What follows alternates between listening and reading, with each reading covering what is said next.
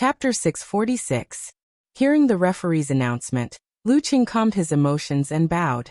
He turned and walked towards the entrance of the changing room at the edge of the stadium. He seemed to hear the sighs from across the mountains and rivers. Cuckoo, Yin Shaoling and Brahman must be very disappointed. Even more so than me. Entering the aisle, Lu Qing took his phone from Amen. Just as he turned on the light, he saw Yin Zhika's message. The girl said, "The clown is really giving it his all. Yeah, I didn't expect this. He's treating the arena battle like a life-and-death battle." Lu Qing sighed. He knew Gu Jianxi's fighting style very well, but he didn't expect him to be so aggressive after just a few rounds. He was ruthless to his opponent, and even more ruthless to himself. Martial artists who practiced the unique skills of the Death Sect did have the weakness of not being able to last long. But the problem was that they had only fought for a short while. The clown was still far from his limit. He didn't have to risk his life like this. This was more of a life-and-death battle than a life-and-death battle. As for the safety of both parties, the referee wandering around the edge was only the host and witness. He wasn't in charge of such matters. It was all up to the judgment of the physical invulnerability mighty ones.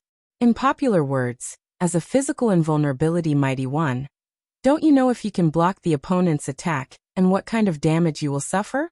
As for accidents caused by not being able to hold back, it was very rare for a physical invulnerability mighty ones. Even if it did happen, there was a high probability that the opponent would only be seriously injured and not killed. If someone deliberately made a mistake, there would be video evidence. Once confirmed, they would be the enemy of the entire world. Yin Zhika followed with a sighing emoji. The clown's fans are resenting you. Resenting me for what? I didn't deliberately burn him down there. He was the one who ran into me. Lu Qing replied, annoyed and amused at the same time. Yin Zhika laughed until tears came out. They resent you for not holding on long enough. If you had held on for a few more rounds, the clown would definitely have exposed himself. Lu Qing laughed and couldn't help but shake his head. His mood was inexplicably better. The depression from losing the match had dissipated. If there were miracles every time, it wouldn't be a miracle. Being able to enter the top 16 while surrounded by first pin, entitled mighty ones was enough. Of course, this is only a temporary satisfaction. Wait until next year. I will take a step further. As for the King competition in December and the Superclass competition in early January, I won't participate in them. I'll leave more time to learn all the physical invulnerability chapters and solve all the problems I found in the master battle. Reinvigorated, Lu Qing sat on the sofa and watched the upcoming showdown between the strongest while chatting with Ku, who was on her way to the campus of Connecticut University. Halfway through, he switched to the group chat and tagged Peng Liyun and the others. It's time to consider what to eat. You adjusted so quickly. And Chaoyang seemed to have been paying attention to this all along. Soon he sighed with emotion. Against an opponent like the clown, the chances of the weak defeating the strong is very slim. But if the gap between the two sides isn't too big, then it's possible to set up a trap for the clown's desperate fighting style. Peng Liyun discussed the battle earlier with great interest. Yes, those who are good at swimming will drown, and those who are good at riding will fall. The strongest and most commonly used method is often the source of failure. Runli replied in a genteel manner. In the end, she added, my master just used the clown as a case study to educate me. After discussing for a while, Lu Qing saw the food pictures that little fairy had deliberately sent. He quickly emphasized in the group chat. Shouldn't the focus of our discussion be what to eat? I know a food blogger who lives in Juku. Let me ask her. Peng Liyun seemed to have just remembered that there was a serious matter. You know a food blogger? Priest, which part of you looks like a foodie? Are you having an affair? Lu Qing asked in surprise. Peng Liyun answered seriously. Back then, when I was browsing Weibo, I suddenly thought of some problems. I wasn't paying attention, so my hand slipped and I followed her. I wanted to unfollow her immediately, but she sent me a private message excitedly, saying that she likes martial arts very much and has been following me all this time. I was too embarrassed to unfollow her. Later, we would chat for a bit and share our Weibo posts. You don't have to say anymore. An explanation is a cover-up, and a cover-up is the truth. Lu Qing teased Peng Liyun with an evil smile. I really don't. I don't know her that well. Peng Liyun quickly replied and seriously emphasized. TSK, priest is still an innocent little boy. When it comes to this kind of topic, the veteran would either change the topic and not dwell on it, or joke with himself. Basically, he wouldn't explain seriously. Amidst his teasing, Lu Qing wisely stopped the topic and tagged and Chaoyang instead. Hipster, when is your flight? Tomorrow morning. And Chaoyang posted a screenshot of his flight ticket. Then let's set it for tomorrow night. Lu Qing made the final decision. At this time, Peng Liyun received a suggestion and relayed it. She said that the high autumn crab is fat, and now is the time to eat crabs. The spicy crab in Jiku has a unique flavor that is different from other places. It's pretty good. She recommends fresh taste. Sure, I'm fine with it. While typing, Lu Qing recalled the different spicy crab he had eaten. Saliva formed in his mouth. Me too. Renli didn't have much opinion on food. Oh yeah, there's something. Peng Liyun added a dazed expression. When I was asking, I mentioned that we were having a meal together. She wants to join in the fun and broaden her horizons. She said that she's a loyal fan of Lu Qing and wants to get an autograph and take a picture with her idol. If you guys aren't willing, I'll turn her down. I'm fine with it. You'll be responsible for the person you brought. Lu Qing smiled rather complacently. He didn't expect that a random person he met would be his fan. This feels pretty good. Then I'd like to see what kind of girl worships Lu Qing. And Chaoyang replied amused. You make it sound as if worshipping me is weird. Lu Qing complained. Renli emphasized. She has to promise that she won't talk nonsense in the future. After some discussion, the matter was settled. The next day, Lu Qing woke up early to train and video chat with Yan Zhika. After his afternoon nap, he planned to train for another 3 hours.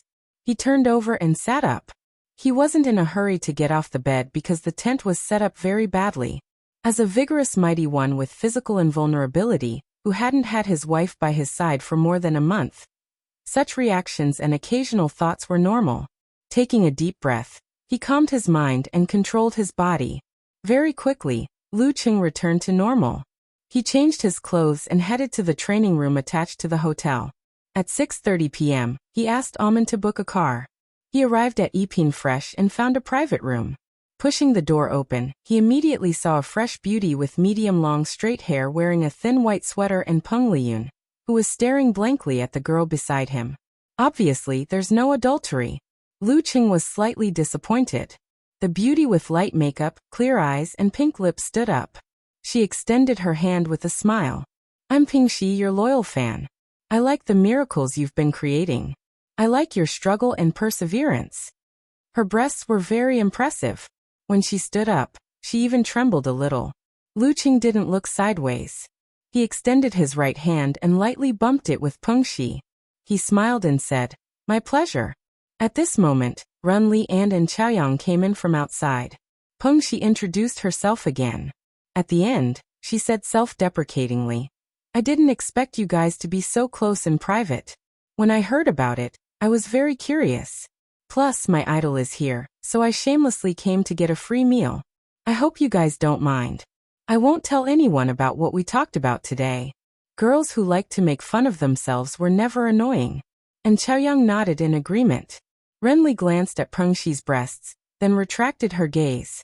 She looked a little lost. Then she sat in the seat furthest away from Pengxi.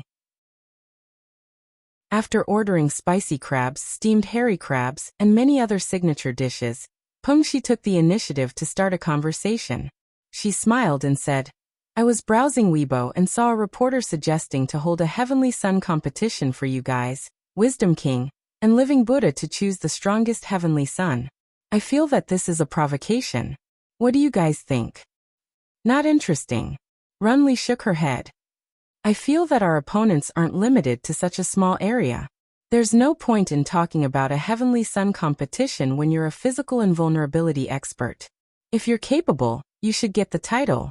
My opponents aren't just Wisdom King, Living Buddha, and Priest. There's also the Clown, Spear King, Dongbaxian, Taoist Sword, Warrior Sage, Dragon King, and many other mighty ones. That's right. Prung Liyun came back to his senses and nodded in agreement. And Chaoyang smiled bitterly. I feel like I don't have the right to speak. As they chatted, the dishes were laid out. The steamer basket with the hairy crabs was also served. Peng Shi picked one up, dissected it skillfully, and divided it into different parts. She passed it to Peng Liyun. Try it. Although it's not a local specialty, it's not bad. Thank you, Peng Liyun replied politely. Then, Peng Shi dissected another one and passed it to En Chaoyang. Thank you. The taste is quite authentic. En Chaoyang, who was in Huahai, smiled. After that, Peng Shi picked up another hairy crab and dissected it skillfully. Then, she placed it on Lu Cheng's plate. My idol, try it. She smiled like a flower. Lu Cheng glanced at the crab on the plate and smiled subconsciously. Thank you. You peeled it really well. After saying that, he suddenly froze. He felt that this sentence and this scene were very familiar.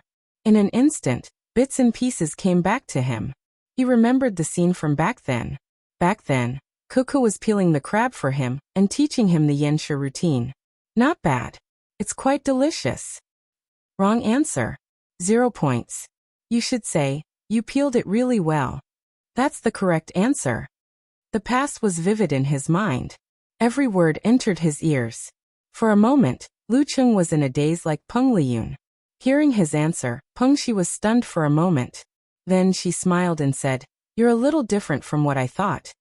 One look and you can tell that he's the type that knows how to please girls. Lu Cheng collected his thoughts, smiled and shook his head. He focused on eating the crab. Peng Shi peeled one for Runli. Runli politely picked up the intact hairy crab in the steamer basket and threw it into the air.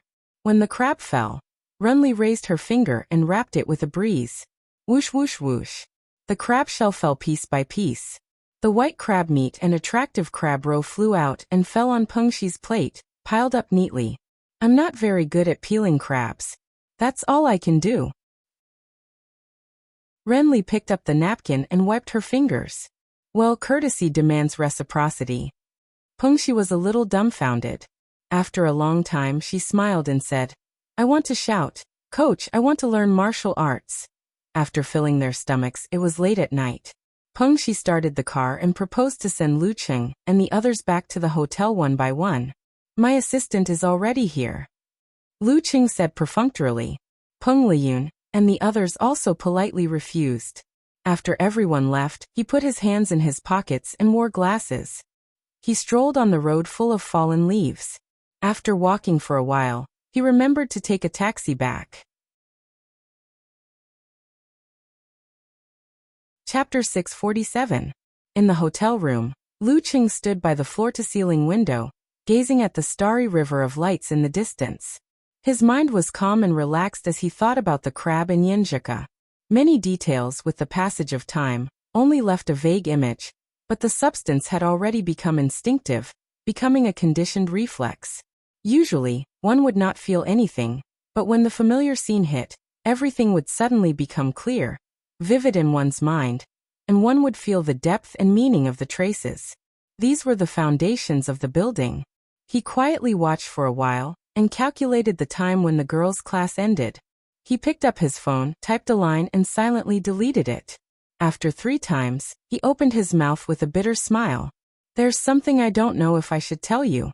If I tell you, I'm afraid you'll feel sad and pressured. If I don't tell you, I'm afraid you'll think I've become cold and not passionate enough. Yenjika was packing up her books and moving to another classroom. She suddenly saw this line and replied with a confused expression. What's the matter? Just tell me. I'm mentally strong. What's wrong with Cheng? Lu Cheng's lips curled up slightly. He typed word by word. It's about how I miss you very much. Yenjika was speechless. Her lips pursed into a smile. Half puzzled and half happy, she asked. Why do you suddenly miss me? When I had a meal with Hipster and the others, the priest brought a girl over. She was a food blogger and very good at peeling crabs. She peeled crabs for everyone. At that time my reply was, Thank you, you peeled them very well. I remember you taught me this. Lu Cheng described what had happened in a concise and comprehensive manner. He didn't say why he missed her, only that he remembered it. You've mastered it well. Yinjika felt her heart soften. All her emotions were settled. The 4 words, "I miss you very much," were no longer empty. They had concrete and deep support. Without waiting for Lu Cheng to reply, she added, "Yesterday, I saw a black junior wearing a feather coat and a star crown in the corridor. This has become a trend in school. So, I miss you very much too. Why didn't you say so before?" Lu Cheng understood what she was implying. Yinjika replied, proudly looking at the sky expression, "I'm just worried that someone will be impulsive and directly book a flight here. In the past, it would definitely be like this. Now, I can only enter the country once every half a year. Furthermore, they couldn't use it for more than 10 days at a time. This was the restriction imposed on physical invulnerability experts." "You're right." Yinjika sent an emoji of sitting in a daze. Suddenly, she felt an urge to take out her notebook and timetable and look through her schedule. She wanted to go back to China for the weekend and give someone a surprise. In certain matters, she had always possessed great courage and a strong drive for action. After flipping through it again and again, her expression suddenly fell. This was because in the first year of learning from the master, her schedule was packed. There were too many investigations and research to complete on the weekends. This was also the way she had chosen to graduate early. She stood up and turned into a nearby public restroom. Standing in front of the sink, she took off her black-rimmed glasses and splashed cold water on her face. Raising her head, she looked at her beautiful face in the mirror. Yinjika suddenly reached out and pressed the corners of her eyes. Sticking out her tongue, she made a face for herself. This was her favorite face when she was young. "It's all your fault." She stared at the opposite and muttered. After a few days, the main competition of the master battle came to an end. Warrior sage Qian Donglu had obtained the right to challenge Dragon King. The 2 of them would have another showdown during the spring festival. After flying back to Huadu, Lu Cheng didn't rest that day. After a slight adjustment, he instructed Amen to inform the driver to pick him up at the villa. It was 2 in the afternoon and Connecticut was quiet. It would be a waste if he didn't use this time to practice martial arts. Furthermore, after the master battle, he had a lot of questions to answer. At 2:50 p.m., the luxurious and spacious nanny van stopped at the entrance of the villa by Xiape Lake. Lu Cheng sat in the back and glanced at Amen, who hadn't put down her luggage. He smiled and said, "You go back first and have a good rest. I don't have anything to do today. I'll just train for 2 or 3 hours. Just let old Zhao wait." Old Zhao was the driver, Zhao Zhenhua. Amen shook her head with a radiant smile. "I can rest at the club and I don't have to cook or order takeout." "That's good." Lu Cheng didn't insist. He leaned back and closed his eyes, as though he was resting. Seeing this, Amen carefully took out a book from her bag and started reading seriously. She would take notes on her phone from time to time.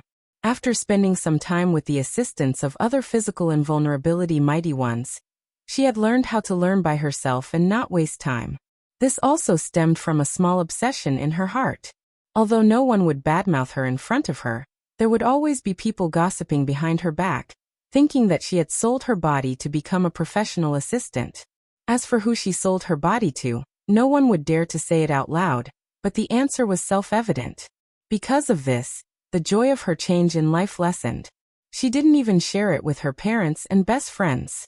She only told them that she had been promoted, got a raise, and was shining brightly in an important position in the club.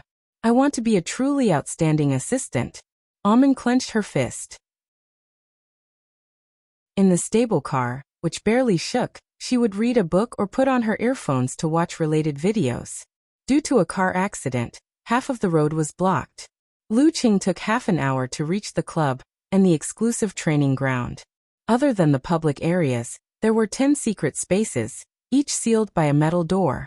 This allowed each physical invulnerability mighty one to enjoy their own space and not disturb each other. As soon as he pushed open the door of the training ground, he saw a figure standing upright. He was wearing a navy blue martial arts suit, standing in the bright afternoon sun. Although his face was full of sweat and he couldn't hide his tiredness, he had the temperament of an immovable mountain. This was the Dragon King, Chen Qitao. Even though the other physical invulnerability mighty ones in the club weren't around, He didn't relax his standards. As though he had already sensed Lu Cheng's approach, Qin Chitao wasn't surprised. He only nodded slightly as a form of greeting. He strode towards the corridor leading to the volcano laboratory. When he brushed past Lu Cheng, he paused for a few seconds and said sternly, "During this time, practice 9 rotations of 5 flames again." Huh. Lu Cheng was a little confused. The 9 rotations of 5 flames. Descent of the Sun was an external invulnerability secret art. Due to its compatibility with the cosmic style, Lu Cheng didn't dare to say that he was comparable to the Dragon King. However, in terms of precision and ease of control, he was superior to veteran fire sect mighty ones like Optimus Prime Long Zhen. It was a work he was proud of. Why do I have to practice again? Qin Chitao put his hands behind his back and said in a deep and heavy voice, "You relied on cultivation techniques to omit the complicated control techniques in 9 rotations of 5 flames. These things won't help you better use 9 rotations of 5 flames, but they can improve your control of various flames. This is the foundation of the basics. Some shortcuts can be taken, but some things can't be saved." As soon as he finished speaking, the Dragon King strode forward again and walked past Lu Cheng. The size and shape of each step were the same as the previous one. It was as though he was copying and pasting. Lu Cheng was stunned for a moment. He quickly understood that he had almost neglected the most important foundation. He hurriedly turned around and saluted the Dragon King's back. "Thank you for your guidance, Senior." Qin Chitao didn't turn around, stop or look back. It was as though he hadn't said anything. After watching the Dragon King disappear around the corner of the corridor, Lu Cheng left the training ground and changed his route to the physical invulnerability training room. He started practicing 9 rotations of 5 flames. Descent of the Sun again. After an entire afternoon of hard training, Lu Cheng used a towel to wipe the water droplets off his forehead. He changed into fresh clothes and headed to the restaurant to eat, just like he did most of the time in Huaqing. At 7 in the evening, he returned to the villa. After sending Amen and the driver Zhao Zhenhua away, Lu Cheng chatted with Kai Zhongming, Jiang Fei, and the rest on QQ until Little Fairy finished her morning exercise. "Cheng, before I went to bed last night, I saw an invitation for a luxurious tour group. It's going to Huaqing," Yanzhika said excitedly. "So?" Lu Cheng asked back, pretending to be confused. "Kuku will only be back during the winter break. I'll be the tour guide then." "Seriously?" Yanzhika said. "You've been in Huaqing for a few months. Haven't you thought of bringing uncle and auntie here for some fun? Didn't you say that they had a hard time and had almost never traveled before? Sign them up for a tour group and let them have a look around Huaqing. They won't be staying at a hotel but at home. Amen can get a driver to pick them up. You don't have to go through so much trouble. Just spend time with them when you're home every day." Lu Cheng was stunned for a while. Who exactly is their child? I've never thought of such a thing. I was thinking of going back home for a few days in December. Men aren't as attentive as girls in this aspect. Tisk, it's good that you have such self-awareness. Ask uncle and auntie if they're free from November 27th to December 7th. The tour group is only for 7 days. Leave 2 days before and after to let them get familiar with our house. We can even make you a dinner of love anyway. You can book the plane tickets yourself," Yanzhika said proudly. Lu Cheng's lips curled up a little. Then he emphasized with a smirk. "Call them Mom and Dad."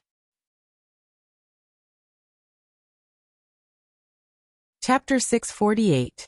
After chatting with Yanzhika, Lu Cheng checked the time and immediately called his mother, Qifeng. "Didn't you just call back to Huaqing at noon? What's the matter?" Qifeng was not at all happy to receive her son's call. Instead, she was full of disdain. The TV series she was following had its finale today. Lu Cheng forgot to explain the cause and effect and blurted out, "Mom, can you and Dad find time from November 27th to December 7th? Why are you asking this?" Qifeng asked in surprise. She shifted her gaze from the TV screen to Lu Jisheng beside her. "Who wants to sign you up for a tour in Huaqing? You don't have to buy anything. Haven't I settled down here for a few months? I've been so busy practicing martial arts that I forgot to ask you two to come visit and live here for a while. It was Ku's reminder that reminded me of this."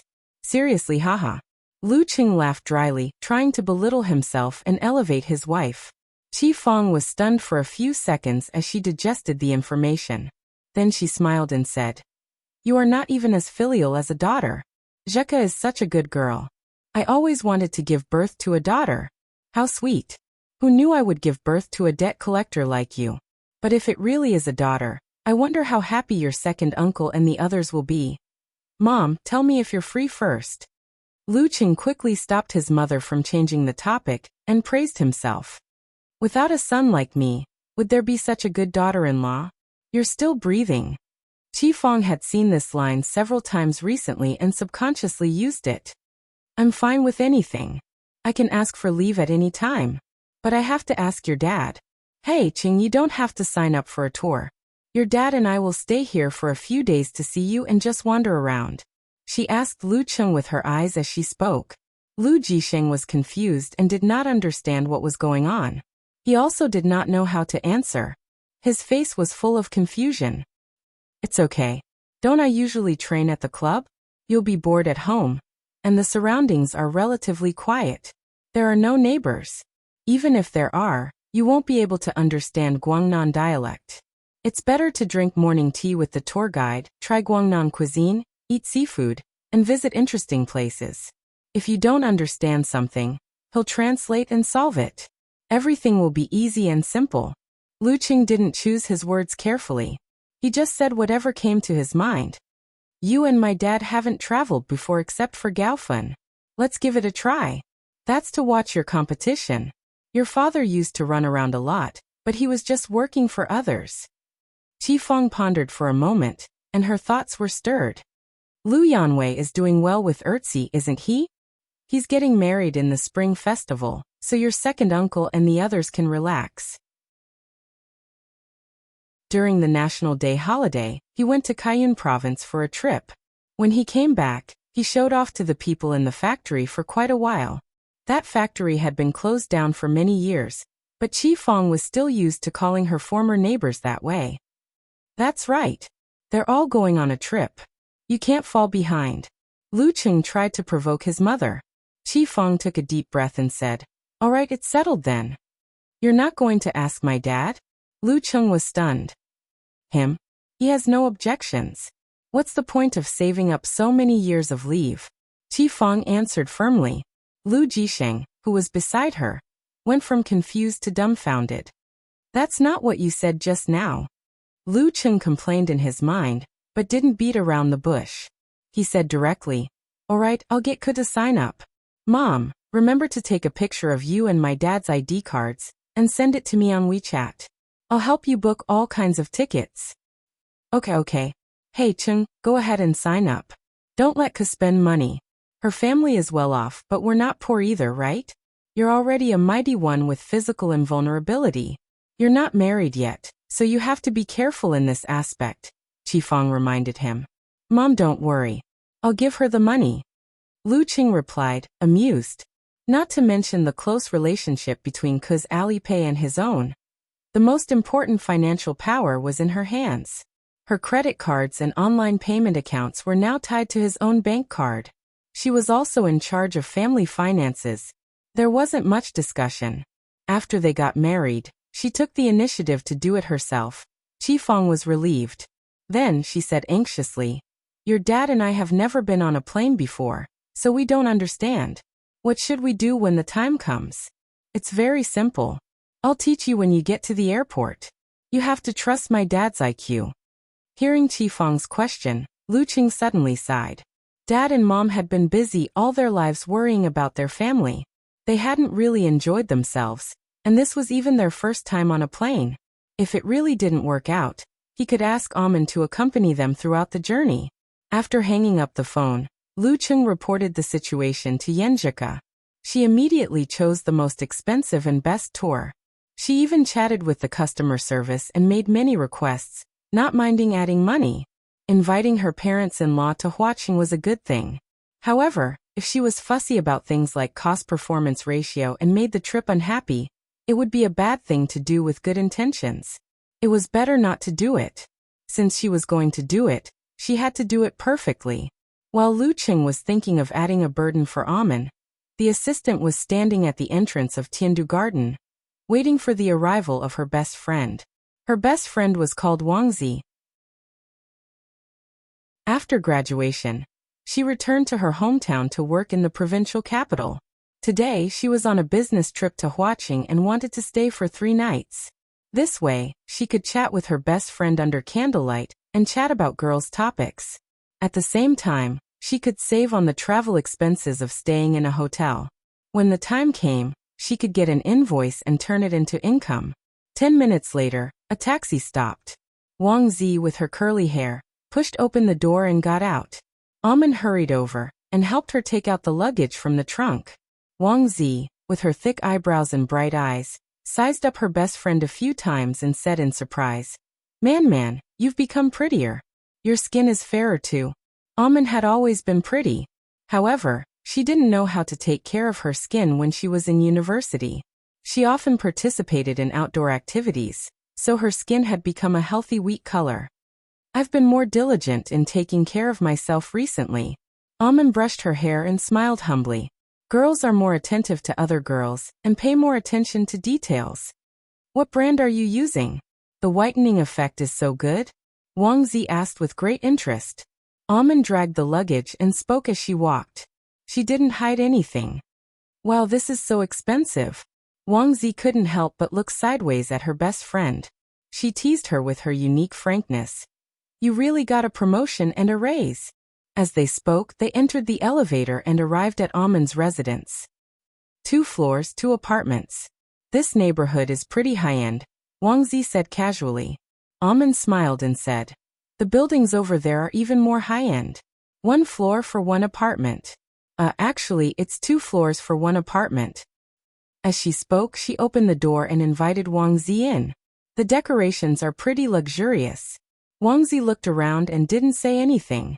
She changed the topic and asked, Man, which room are you staying in? Your roommate won't mind if you take me in, right?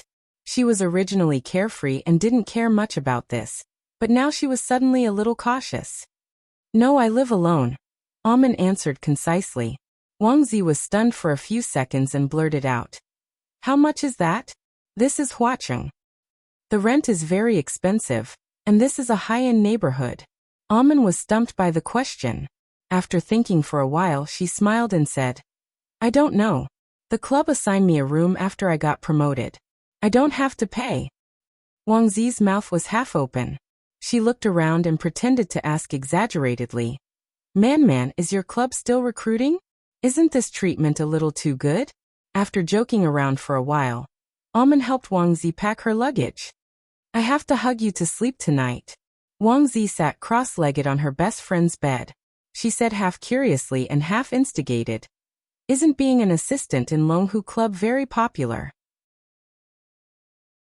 Those inhuman mighty ones all have a high status as long as they change careers. The deputy chief of our province's police department is also an inhuman. If you have a good relationship with them, you might be able to live a good life in the future. It's useless. The members of the assistant team take turns to serve. Unless you purposely try to curry favor with them and spend a lot of effort to curry favor with them. Also, who knows how many years it will take for them to come in handy, Amen explained with a smile.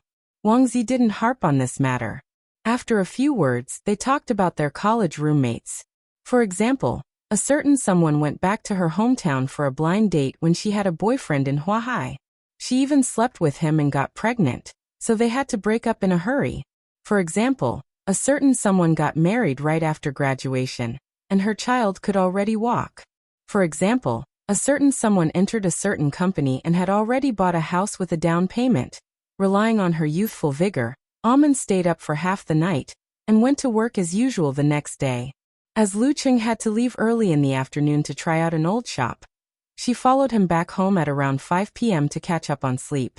Just as she entered the house, she saw the beautifully dressed Wang Zi running around in circles anxiously. What's wrong? Amen asked with concern. Boss insisted that I invite a client to Jinding Xian. That's a high-end shop, but the seats were all booked 2 days ago. He didn't know to say so earlier and just did as he pleases. No, I must change the place. Wang Zi complained about her stubborn boss. Jin Dingxian? Mr. Lu had been there before, and the reviews were pretty good. It was barely considered high-end. Amen thought for a while and said, "Don't worry, Guzzi. I'll help you book it." Wang Zi's nickname came from her surname. "You're going to book it?" Wang Zi was stunned. "Didn't you say that the seats were all booked?" "I know the manager there." Amen answered with a smile as she took out her phone and searched for a number. She met this person when she was helping Mr. Lu book a table. When the call was connected, she politely explained the whole story. The other side immediately said straightforwardly, "Miss Amen's business is my business. Just tell your friend to come over, and tell him your name." "Thank you. I'll definitely treat you to a meal later," Amen said gratefully. The person laughed and said, "You're welcome. I know you're busy and have to follow Mr. Lu around every day." After hanging up the phone, Amen turned to Wang Zi and said, "All right, you just need to report my name." "Really?" Wang Zi still didn't quite believe it. Since when could Amen's name be used as a signboard in such a high-end event? At 7 p.m., she changed into a long dress and waited for the customer at the entrance of Jin Dingxian. Along the way, she saw a grand sight that made her feel a little ashamed. Looking at the waiters lined up neatly to welcome her, Wang Zi said nervously, "We have booked a reservation." "We made a reservation." Amen made the reservation. "Miss Amen booked it?" A waiter smiled brightly and extended his hand. "This way, please." He led Wang Zi and her customer up the elevator and into a quiet and elegant private room. Outside, the river was flowing and the lights were reflected. It was dazzling and dreamy. "Miss Wang, you seem to have a lot of connections in Huaqing." The customer looked around and praised sincerely. As a local, he knew the importance of this matter. Wang Zi had been in a daze ever since she got into the elevator. A thought kept echoing in her mind. The assistant of Longhu Club is so awesome? P.S. Mother-in-law is hospitalized for a minor surgery. I have to go and take a look. It's midnight.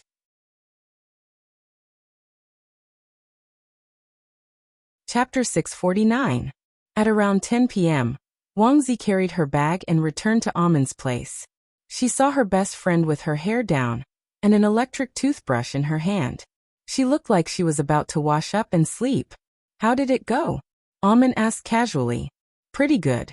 We've reached an agreement of intent. I can go back and get a bonus. It's all thanks to you today." Wang Zi replied calmly with a smile. She then asked casually, "Why are you sleeping so early? Isn't it the weekend tomorrow? Do you have to work overtime?" "I don't have weekends. My boss is busy and has to go out at any time.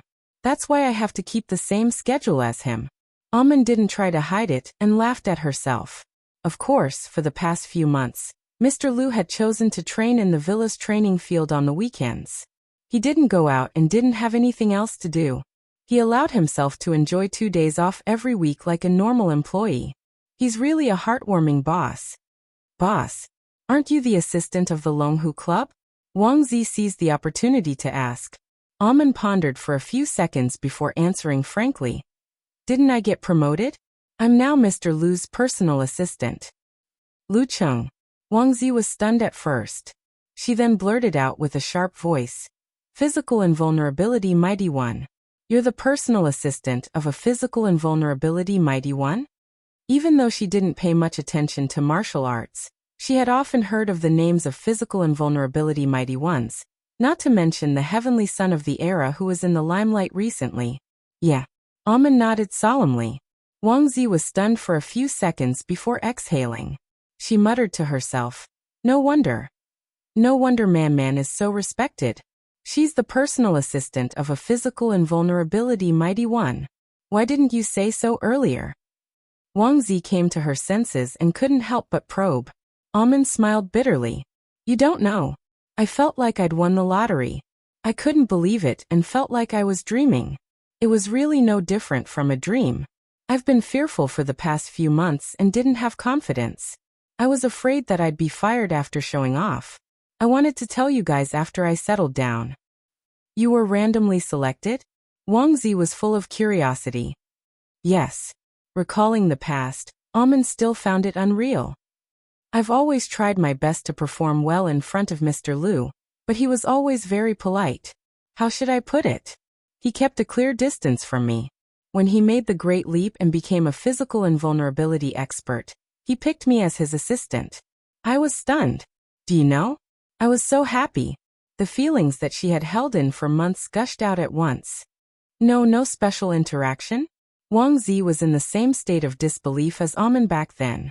She kept feeling that there were some unknown details.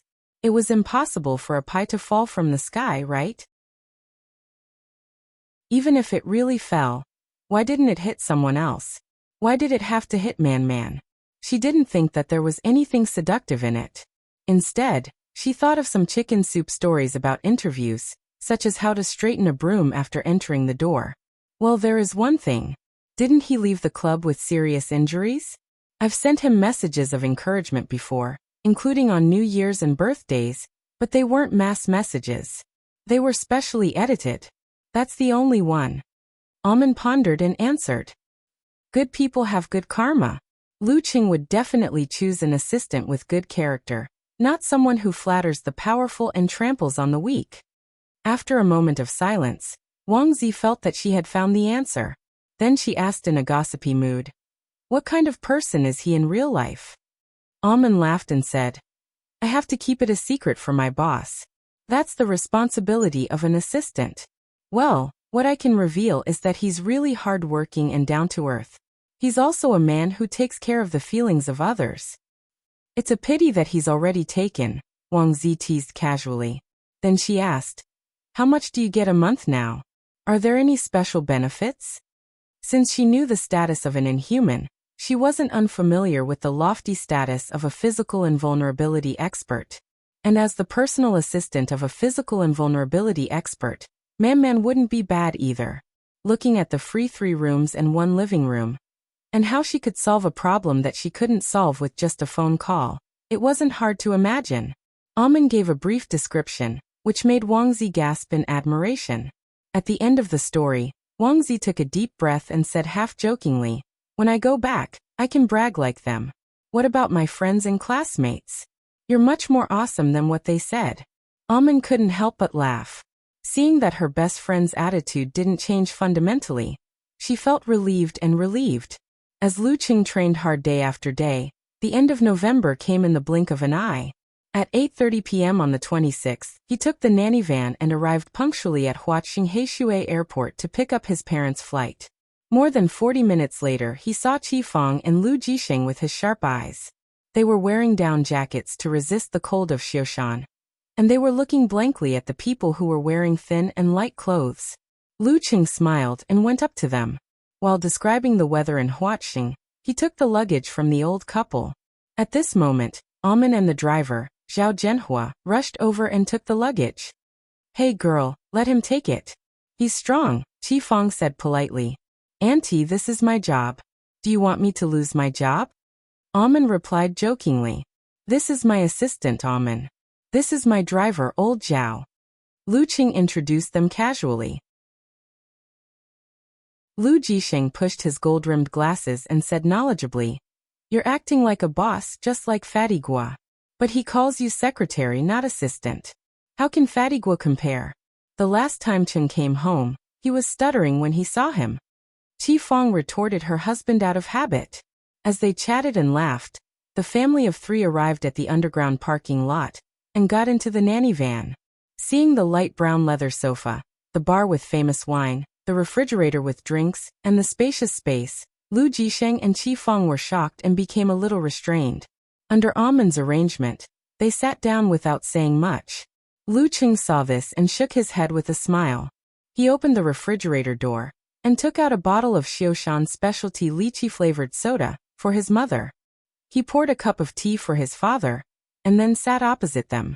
He leaned forward and tried to find a topic to talk about. "Dad, Mom, how was it? How was the flight?" Qi Fang thought for a while and said unhappily, "Your dad is really something. He says he's one of the 8 great Vajras, but he doesn't follow the rules." Before boarding the plane, he took the boarding pass and passed the security check, saying that it was a small matter. But when the plane took off, he kept grabbing the sides and refused to move. He refused to eat, drink, or go to the bathroom. His body was so tense. Didn't I get better later? Lu Jisheng defended himself with dissatisfaction. There were outsiders here. He glanced at Amen and saw that she was focused on looking out of the window. He was slightly relieved and then exposed Qifeng. Your mom is the one who's crazy. She even went to the economy class to go to the bathroom. She counted how many rows there are and asked me to help her calculate how many people can sit on the plane. Is it interesting? Of course it's interesting. I can't just sit on a plane in the dark like this, can I? What should I say if they ask me when I go back to Xiushan? Qifeng glanced at Lu Jisheng. Listening to the old couple bickering, Lu Qing smiled and added a few words from time to time. The family was happy and harmonious, completely shattering the previous restraint. The car drove back to Xiape Lake and entered Lu Cheng's villa. Qifeng took a look at the decorations and fell silent. After Amen and old Zhao left, Lu Qing led them around and identified the room. Only then did Qifeng and Lu Jisheng relax.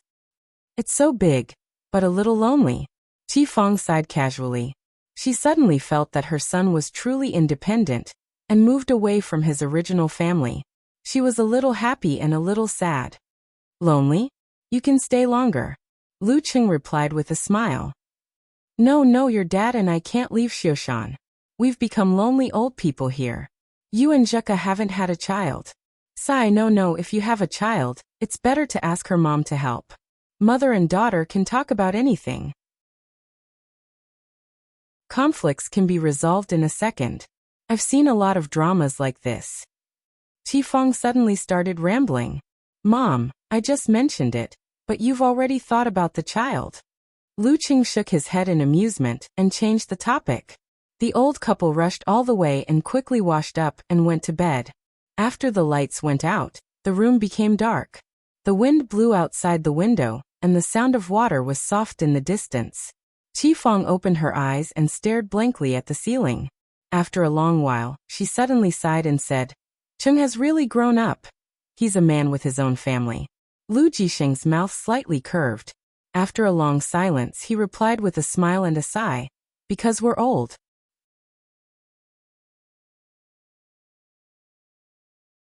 Chapter 650. Lu Jisheng and Qifeng arrived at the Sky Shadow Ligong Hotel in the nanny van and met up with the members of the Pure Play group. In the past 2 days, Lu Qing had reduced his training time and accompanied his parents around Xiape Lake. He took them to several shopping malls and bought a lot of clothes suitable for the season. At first, the old couple wasn't too willing to spend so much money. However, the clothes they brought were obviously too thick and wouldn't fit in outside, especially when Lu Qing deliberately didn't mention the weather in Huaqing. They had no choice but to reluctantly accept it. Later on, Qifeng was immersed in the shopping atmosphere. She didn't need much persuasion from her son, and automatically began to choose. This made Lu Qing happy to see her succeed. Occasionally, he would interact with Yan Zheka about which ones looked good, which ones were average, and which ones were unique. Needless to say, people rely on clothes. Today Lu Jisheng and Qifeng looked brand new and walked more briskly. When they entered the hotel lobby, they were almost dazzled by the magnificent decorations. Then they saw a tall and thin man waving his phone over and smiling warmly. Uncle Lu, Aunt Qi, right? I'm the tour guide Chen Zuanxian. I called you before. Yes. Hello. We're not late, right? Lu Jisheng had traveled extensively before and spoke in Mandarin with a very Xing province accent. It's still early. Let's go.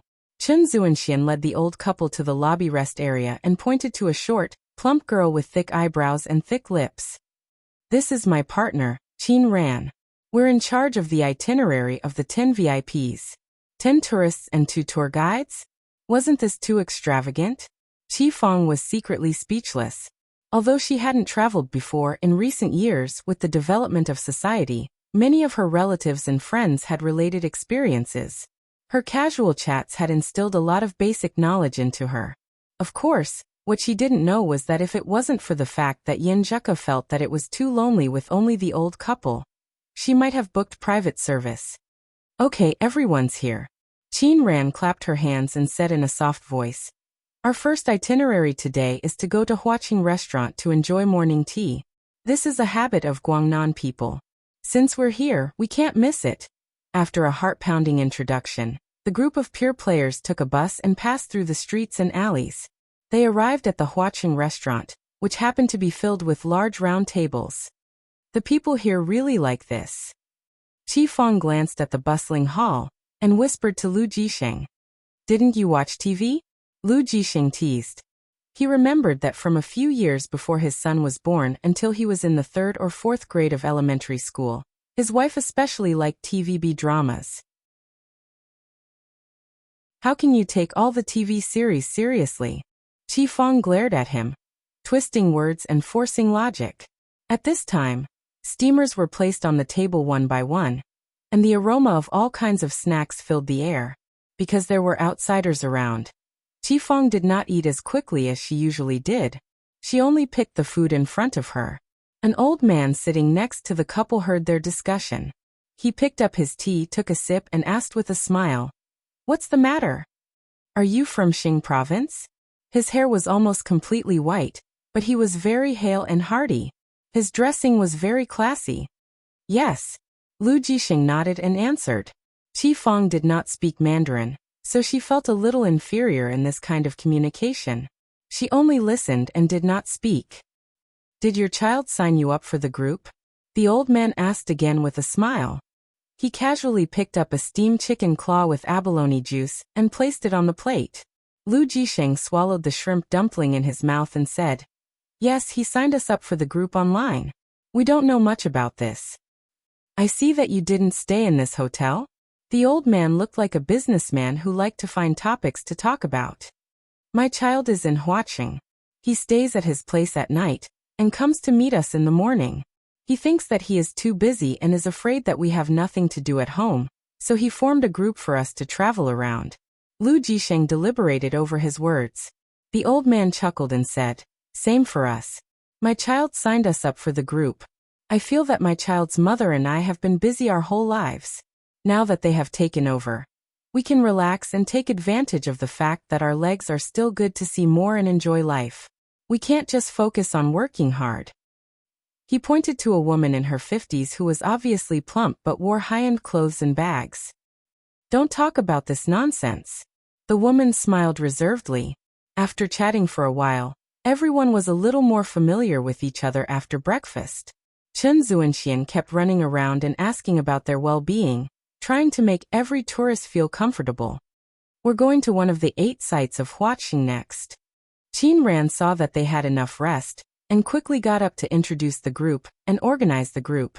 After a day of travel, the tired crowd returned to the Sky Shadow Li Palace Hotel and listened to the 2 tour guides in the lobby about the general arrangements for the next day. "Old Lu, are you going back to your child's house?" The old man named Xiaoan Kong was in good spirits and didn't follow the others to take the elevator to rest. Instead, he stayed in the lobby with his wife and chatted with Lu Jisheng, Qi Fang, and the 2 tour guides. Yes, he asked the driver to come and pick us up. As soon as Lu Jisheng finished speaking, Qi Fang's phone rang. She picked it up and nodded twice. She looked at the few people opposite her and smiled in a modified Xing province dialect. "The car is here, we'll go first." "Okay, Uncle Lu, Aunt Qi, be careful on the road." The tour guide, Chen Zuanxian, got up and sent the old couple to the door. Xiaoan Kong and his wife and Qin Ran stood in place and waved goodbye. Their eyes followed the Lu couple until they reached the glass revolving door. A silver-gray nanny van slowly stopped. Xiaoan Kong's pupils shrank and he blurted out, "Military tag." It was a very special military tag with a very small serial number. Before he could finish his sentence, he saw the car door open.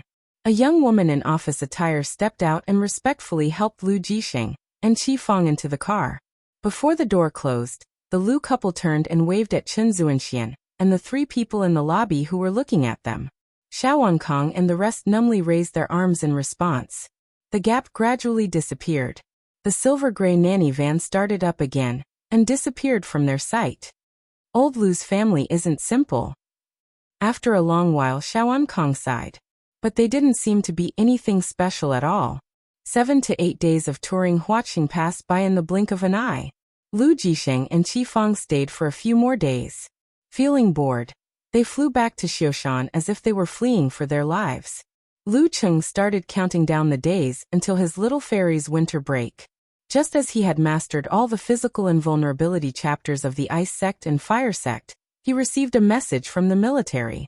Lin Ke, who was in a war-torn zone, has gone missing. P.S. Came back late, so this chapter has fewer words. Chapter 651. Lin Ke is missing? Missing in the war-torn zones?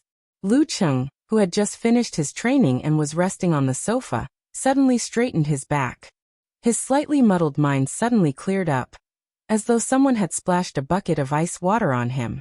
Following that, worry, anxiety, and other emotions came one after another, filling up his thoughts. It made him forget to condense the ice heart and remain calm. Missing in the war-torn zones is often equivalent to death. He quickly typed out a reply and inquired about the specific situation. While waiting, he felt like he couldn't sit still. He stood up abruptly and paced around the spacious room. Many images of the past flashed through his mind. Lin Ke, who said sorry painfully when he lost to Zhou Zhengquan. Lin Ke, who had a unique dry sense of humor. Lin Ke, who was cold on the outside but proud on the inside. Lin Ke, who had awakened his supernatural ability prematurely and severely injured Peng Liyun. He smiled innocently and begged with, "I've tried my best. I'll leave the rest to you." He wasn't just his brother-in-law. He was also a friend who had worked hard, struggled, suffered, and experienced ecstasy together. After a few seconds, the military contact sent a detailed report. Lin Ke has been missing in Tigny City, Talon, for more than 48 hours. Confirmed by a physical invulnerability expert who majored in the unique arts of the Plague Sect, he's not dead yet. His exact whereabouts are unknown.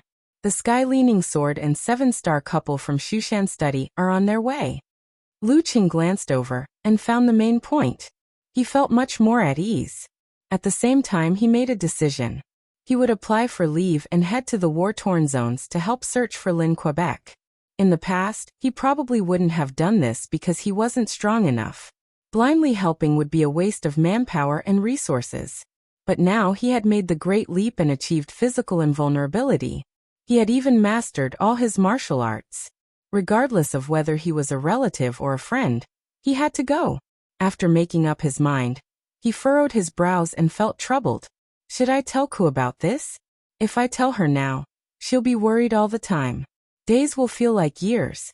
She'll be mentally tormented and her daily life will be affected. But if I keep it from her and tell her after the results are out, I'll have to make up a lie to cover it up. This is something I've made a promise and I don't want to do, unless it's to surprise her. From Ku's perspective, with her personality and mindset, she'll definitely be able to accept it.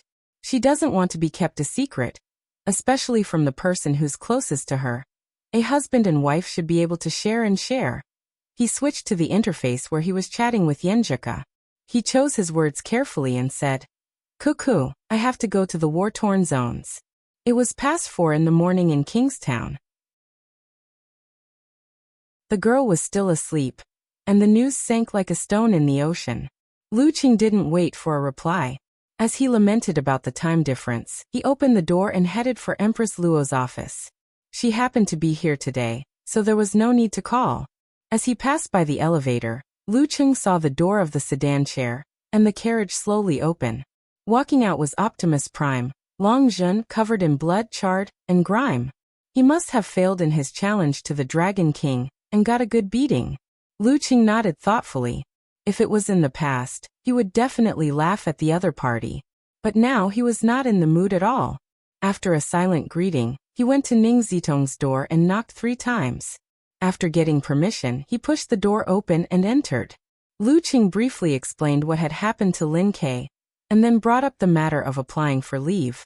"You don't have to." Ning Zitong frowned slightly. "Our physical invulnerability experts are required to cooperate with the military every year. How about this? Treat it as your mission for the second half of the year." "Thank you, Sister Ning." Lu Qing didn't argue.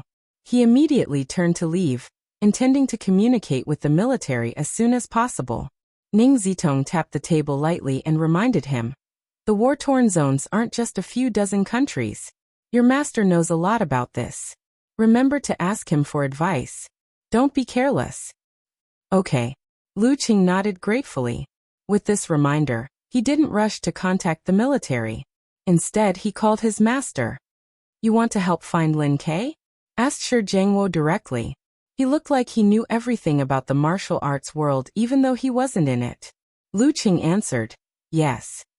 He quickly asked, Master, haven't you been roaming the war-torn zones for many years? I'd like to ask about the situation there. Brat, you've come to the right person. I've watched that place develop bit by bit into what it is today. Most of the famous mighty ones who rule over a region used to tremble in fear at the mention of my name. Shi reminisced about the past and rambled on for a while before getting to the point. He said, the war-torn zones are a general term for many countries. The east reaches the ocean, the north reaches the south of China, the west faces the Nile Straits, and the south reaches the polar regions. There are dozens of countries where the political situation is unstable. After today, there may not be tomorrow. The war-torn zones were initially caused by regional power struggles and resource grabs. When the strong and mighty ones were tired of fighting, they naturally looked for a peaceful solution. Unfortunately, the United States, Europe, Japan, and other major powers interfered, and the chaos lasted for decades. Chaos is a disaster for the local people. I didn't go to school, but I've heard that it's better to be a dog in peace than a man in troubled times. However, to the major powers, this is a good way to fish in troubled waters. They don't have to worry about the people's lives. As long as they work with the mighty ones, they can immediately obtain the maximum amount of resources. After the mighty ones maintain peace, they will quickly gain the support of the public. Even the worst stability is better than no order. If this continues, won't their ambitions grow? Don't they just want to get rid of their original control? Then it's another cycle. Many powers also want to maintain this situation. Other than resources, they also use the war-torn zones as a place to train their mighty ones, a base for human experiments, and an observation room for new weapons. When you're there, you can't just look at the surface. Many things are rooted in the United States and elsewhere. Tallinn is a country located in the middle of the war-torn zones.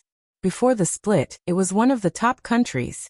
Their Tignes city is the center of the regional black market.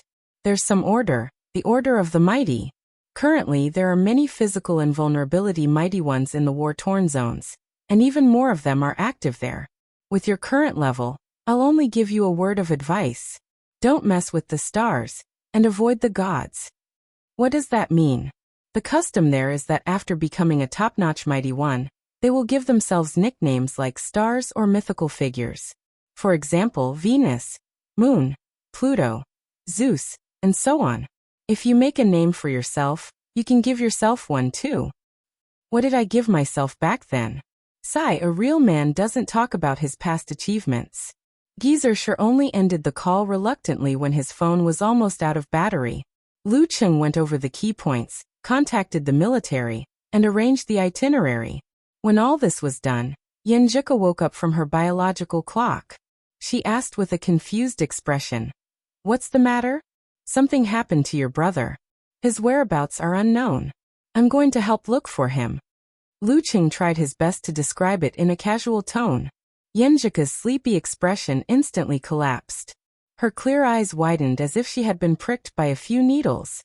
"Whereabouts are unknown. Do you know what happened?" She couldn't help but ask. "I'm not sure at the moment. We're waiting for further investigation. However, the military's physical invulnerability mighty one who practices the unique skills of the plague sect confirmed that your brother is still alive." Lu Qing sent a patting head emoji. "Don't worry. Grandpa and Grandma are on their way. I'm here too. Your brother will be fine." Yeah. Yenjika replied while nodding vigorously at the dusk of the morning. She took a deep breath and told herself that there was no point in being nervous. She might as well focus on training and throw herself into the heavy workload of schoolwork to calm down. She couldn't let her panic affect Cheng's state of mind and make him take risks to improve.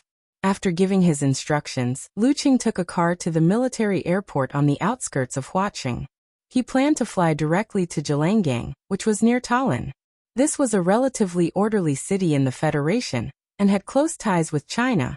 At 7:15 p.m., the temporarily arranged plane soared into the clouds. It first headed north, then south. In the entire cabin, other than the pilot, Lucheng, and an officer were the only ones in sight. As the lights dimmed, the environment became quiet and oppressive. After flying deep into the war-torn zones for an unknown period of time, Lucheng, who was resting with his eyes half closed, suddenly opened his eyes. Change flight route. There's danger ahead.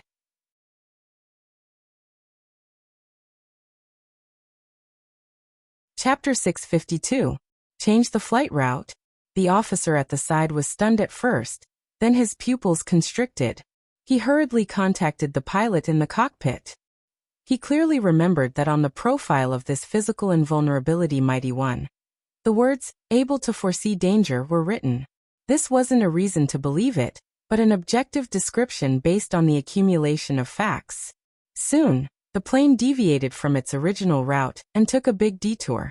After a few minutes, they received a warning from the main station that there were two groups of forces fighting ahead. They had used fighter jets, bombers, anti-aircraft guns, and surface-to-air missiles. They had to avoid the airspace to avoid being affected. The reason they were called two groups of forces was because not every area in the war-torn zones had a country. Rebel forces and sects imitating China might have controlled a large area, but they hadn't officially established a country. After listening to the main station's description, the officer couldn't help but sneak a glance at Lucheng, as though he was looking at an unscientific existence. This kind of premonition was still a blank space in modern technology. It was better to see it with your own eyes than to hear about it 1,000 times. Lucheng had already closed his eyes and refocused to deal with unexpected situations in the war-torn zones. At dawn, the plane landed in Zhelangang. Military personnel stationed here welcomed them. Lucheng asked for a satellite phone and told Yanjika that he was safe. Then he looked around and asked in a deep voice, "Have Old Master Ji and the rest of the Shushan study arrived?" The two seniors, Heaven-leaning Sword and Seven Star, are already on their way to Tigny's city in Tallinn. The leading officer, Wang Feiyun, answered honestly, "I've made a copy of everything they asked and looked through." As he spoke, he took out a stack of documents from his suitcase. "Thank you." Lucheng nodded and took them. He sat in the back of the camouflage jeep and carefully read the documents in his hands, looking for clues that might be hidden in them. The last time Lin Kei came here was 5 days ago? After reading for a while, he asked thoughtfully. Zhelangang was China's base camp in the center of the war-torn zones. Experts who ventured out to the surrounding areas to train themselves would use it as a base to heal, recuperate, replenish their resources, or obtain information. Lin Kei was no exception. Yes. Wang Feiyun pondered for a moment and said, "He brought back a group of people. This may be related to what he has done in the past few months." Lucheng closed the file and tapped the paper with his right index finger. "Take me there." There were indeed relevant records in the documents, including the information that Lin Kei had asked for before and after. They almost formed a complete picture of the incident. However, if he went to take a look and asked the person involved, he might be able to gain more information. Anyway, 'cause grandparents had already gone to Tigny's, so he didn't need to be in such a hurry. Okay. Wang Feiyun agreed readily. In Zhelangang, China had its own military base and airport, which was where Lucheng had just arrived at. At this moment, the jeep drove away from the main gate, passing through the quiet and deserted streets in the morning light. Bullet holes could be seen on the walls, indicating that this wasn't a particularly peaceful place. When they arrived at the Chinese relief organization in the south of the city, Wang Feiyun led Lucheng to a building in the back. "Their mental conditions are very poor. Some even show signs of autism," he said, pointing at a large door. Through the window, Lucheng saw children who were no longer as lively as they were in their childhood. He saw women with blank gazes, and many men who were so quiet that they seemed to have lost their souls, only responding when stimulated. Even with Lucheng's current willpower, He couldn't bear to look at those ignorant and empty eyes. He asked Wang Feiyun to find 2 men who were in better condition, and asked about what had happened. At this point, he basically understood what Lin Ke had been doing in the past few months. He was tracking down an international human trafficking organization rooted in Tignes. Working with other mighty ones, he had interrupted several of their transactions, causing them to suffer heavy losses. As a result, this mafia organization had kept a low profile.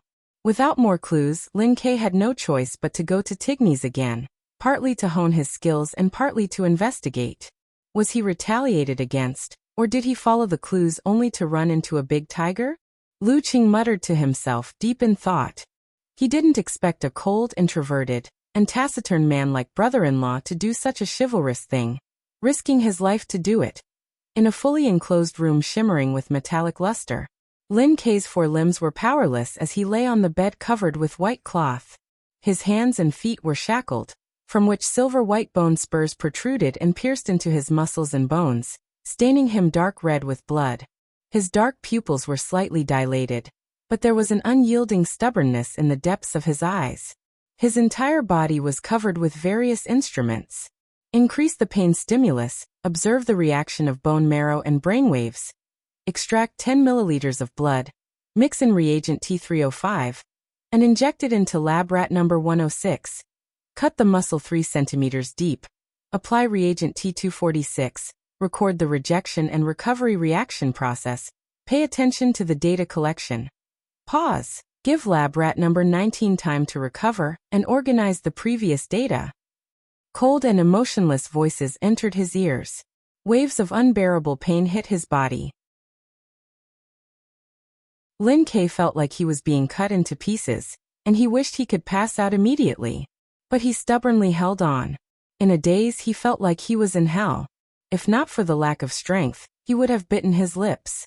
Finally, the torture came to an end. He forced himself to examine his body and heal his wounds, until he passed out completely. Zhelangang, China's military base. Lu Qing used the satellite phone to contact Ji Jianzhong and Dou Ning, who had already arrived in Tignes City. "You're here too," said Ji Jianzhong, gratified. "Then hurry over as soon as possible. Don't make a big fuss, lest some people do something desperate, and do something unsalvageable. When you arrive, we'll split up and save time." At first, Lu Qing didn't understand. After thinking for a while, he understood why Old Master didn't want to make a big fuss. His brother-in-law had left the stage of attention before reaching the inhuman stage. He had a bit of a reputation, but it wasn't resounding enough. In the past 2 years, he had been on the verge of being forgotten. Therefore, his details wouldn't be taken seriously by the intelligence agencies of various countries. It was only natural that the organizations in the war-torn zones wouldn't know about his background.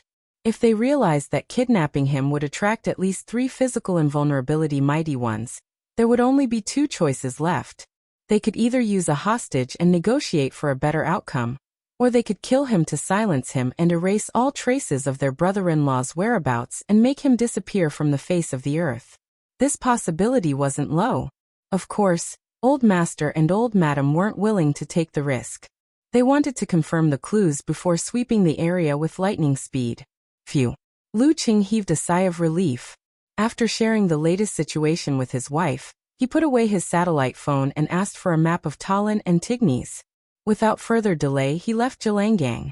Measuring the distance by foot was faster and more agile than any off-road vehicle. In the afternoon, when the sun was high in the sky, he arrived at Tignes after crossing the mountains. He went around several entrances that were guarded by fully armed personnel, and snuck into the city from an impossible position.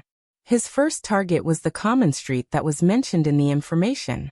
The common street where Lin Ke had stayed for a while to recuperate from his injuries. Children in their teens patrolled the streets with automatic rifles. Their clothes were tattered, and their skin was dark. The innocence on their faces had been replaced by numbness and the occasional flash of hatred. Lu Qing concealed his aura, and activated the secret arts of cultivation. Using the refraction and distortion of sunlight from the ice, he disguised himself. He walked on the streets like that. The patrolling Boy Scouts ignored him. Longhu lineage, art of invisibility. Arriving in the middle of Common Street, Lu Qing entered a rundown apartment and went up the stairs to the third floor. According to the information, this was where Lu Cheng's brother-in-law used to live. His landlord was called Ji Kong. Just as he was about to knock on the door, Lu Qing sensed something. He turned sideways and used his shoulder to force his way in. Beside the window opposite him was a gorgeous woman with black hair and eyes. She seemed to have lost all her bones. Her arms and body were wrapped tightly around a bronze-skinned man. The latter was Ji Kong. With a loud crack, all the bones in Ji Kang's body broke. He breathed his last. The snake-like demonic woman smiled at Lu Qing. She suddenly flipped backward and landed on the street. The whole process was smooth and natural, fully demonstrating her confidence in herself. Just as she landed silently, the woman immediately turned around. Her body faded, and she turned into a black shadow. She moved to a hidden spot with extreme familiarity and calmness. Just then her vision blurred. She saw the young man from before standing in front of her, as if he had been waiting for a long time. Not good. Just as she was about to change direction, she saw Lu Cheng's palm strike coming at her. It was as fast as lightning, leaving afterimages. Bam! She raised her hand to block, but her face was hit by the palm along with her forearm. Her vision turned black, and she passed out without making a sound. After some time, she opened her eyes in a daze. She saw the young man from before standing in front of her with his hands behind his back. She heard his deep and dignified voice. "Why did you kill Ji Kong?"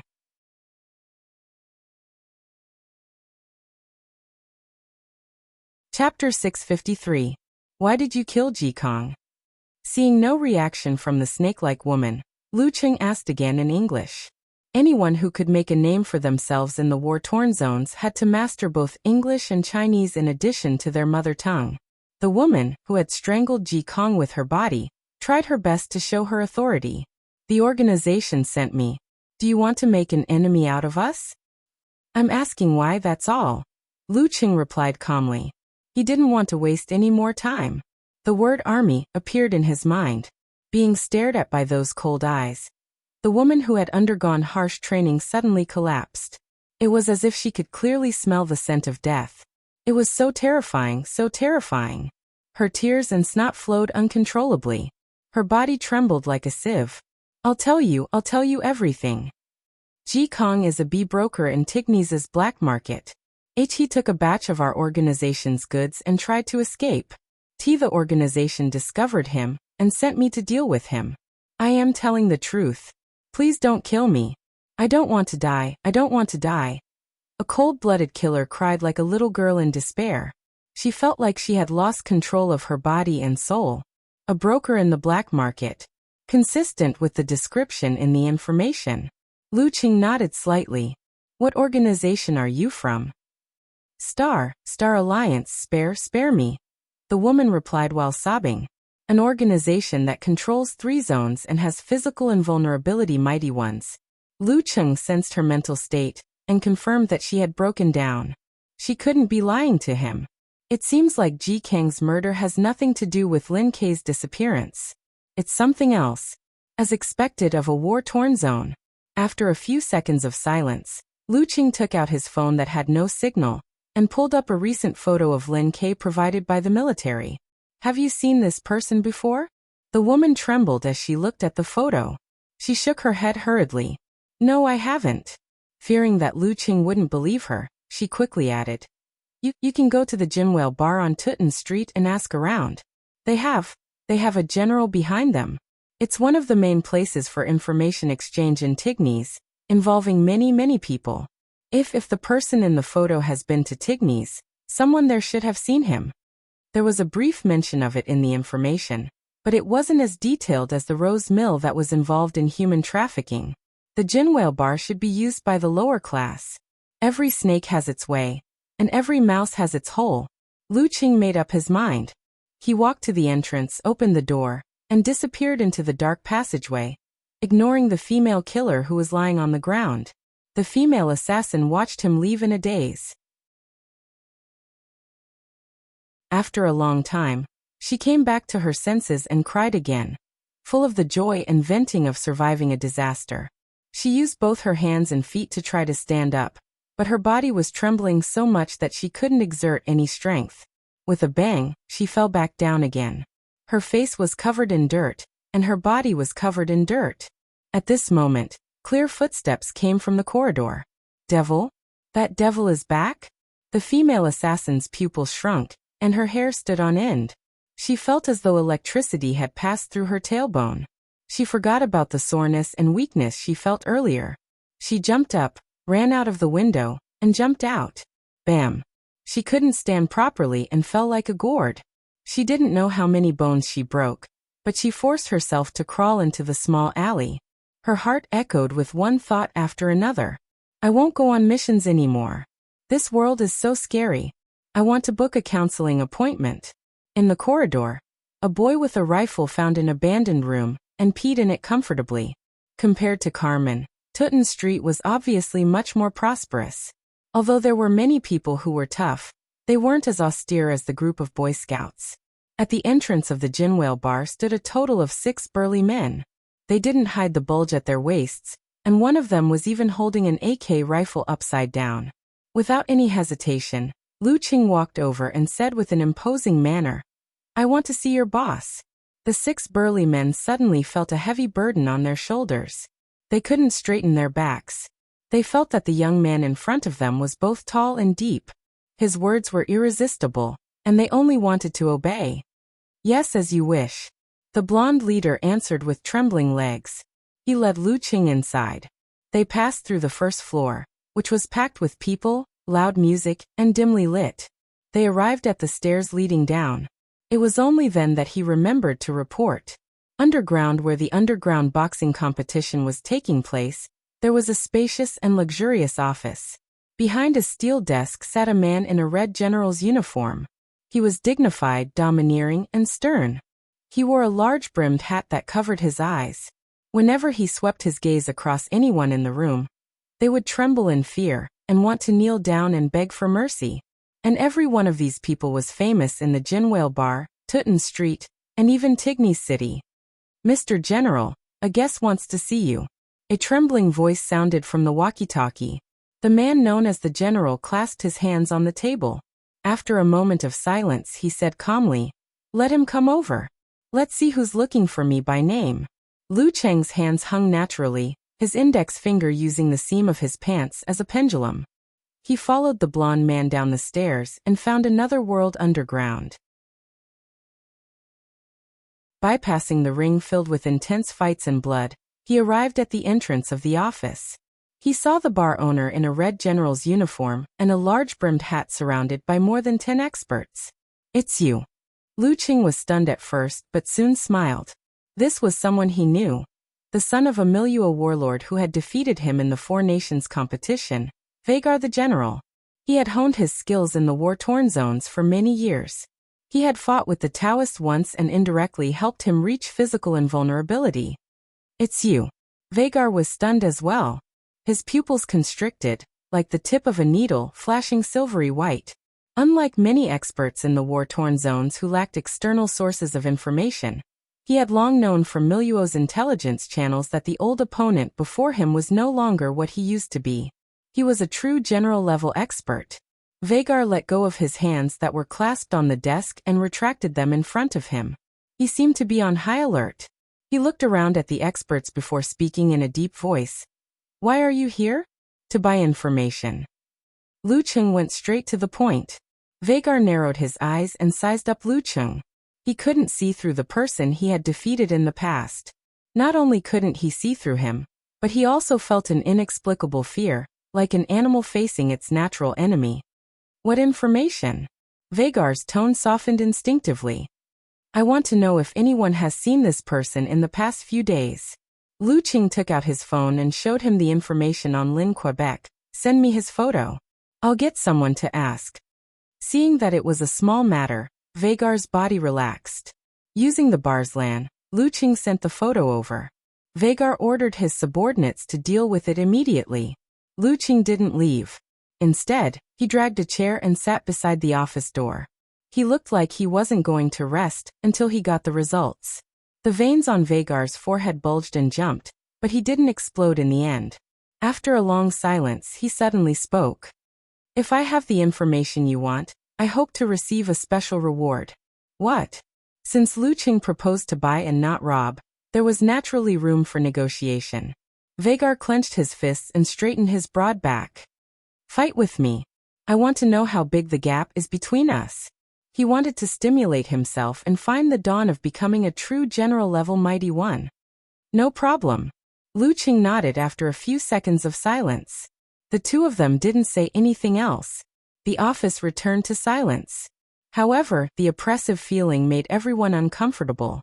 They didn't even dare to breathe loudly, except for Lu Qing. After an unknown period of time, news finally came back. More than 5 guards of Jinwale Bar had seen Lin Ke 3 days ago. He was right here. He fought in an underground fight and left with injuries. He hasn't appeared since, said Vagar's subordinate, the bar owner on the surface. Injured? Lu Qing asked in surprise. Although he had only taken a quick glance, he could see that both sides of the arena fight were limited to low-ranked dance stage fighters. The surrounding audience didn't show any disdain either. Brother-in-law was an inhuman mighty one who had awakened his supernatural ability in advance. How could he be injured in such a situation? With his strength, no one in the crowd could have done it unless Vagar went up personally or bullied him with numbers. Vagar answered on behalf of his subordinate.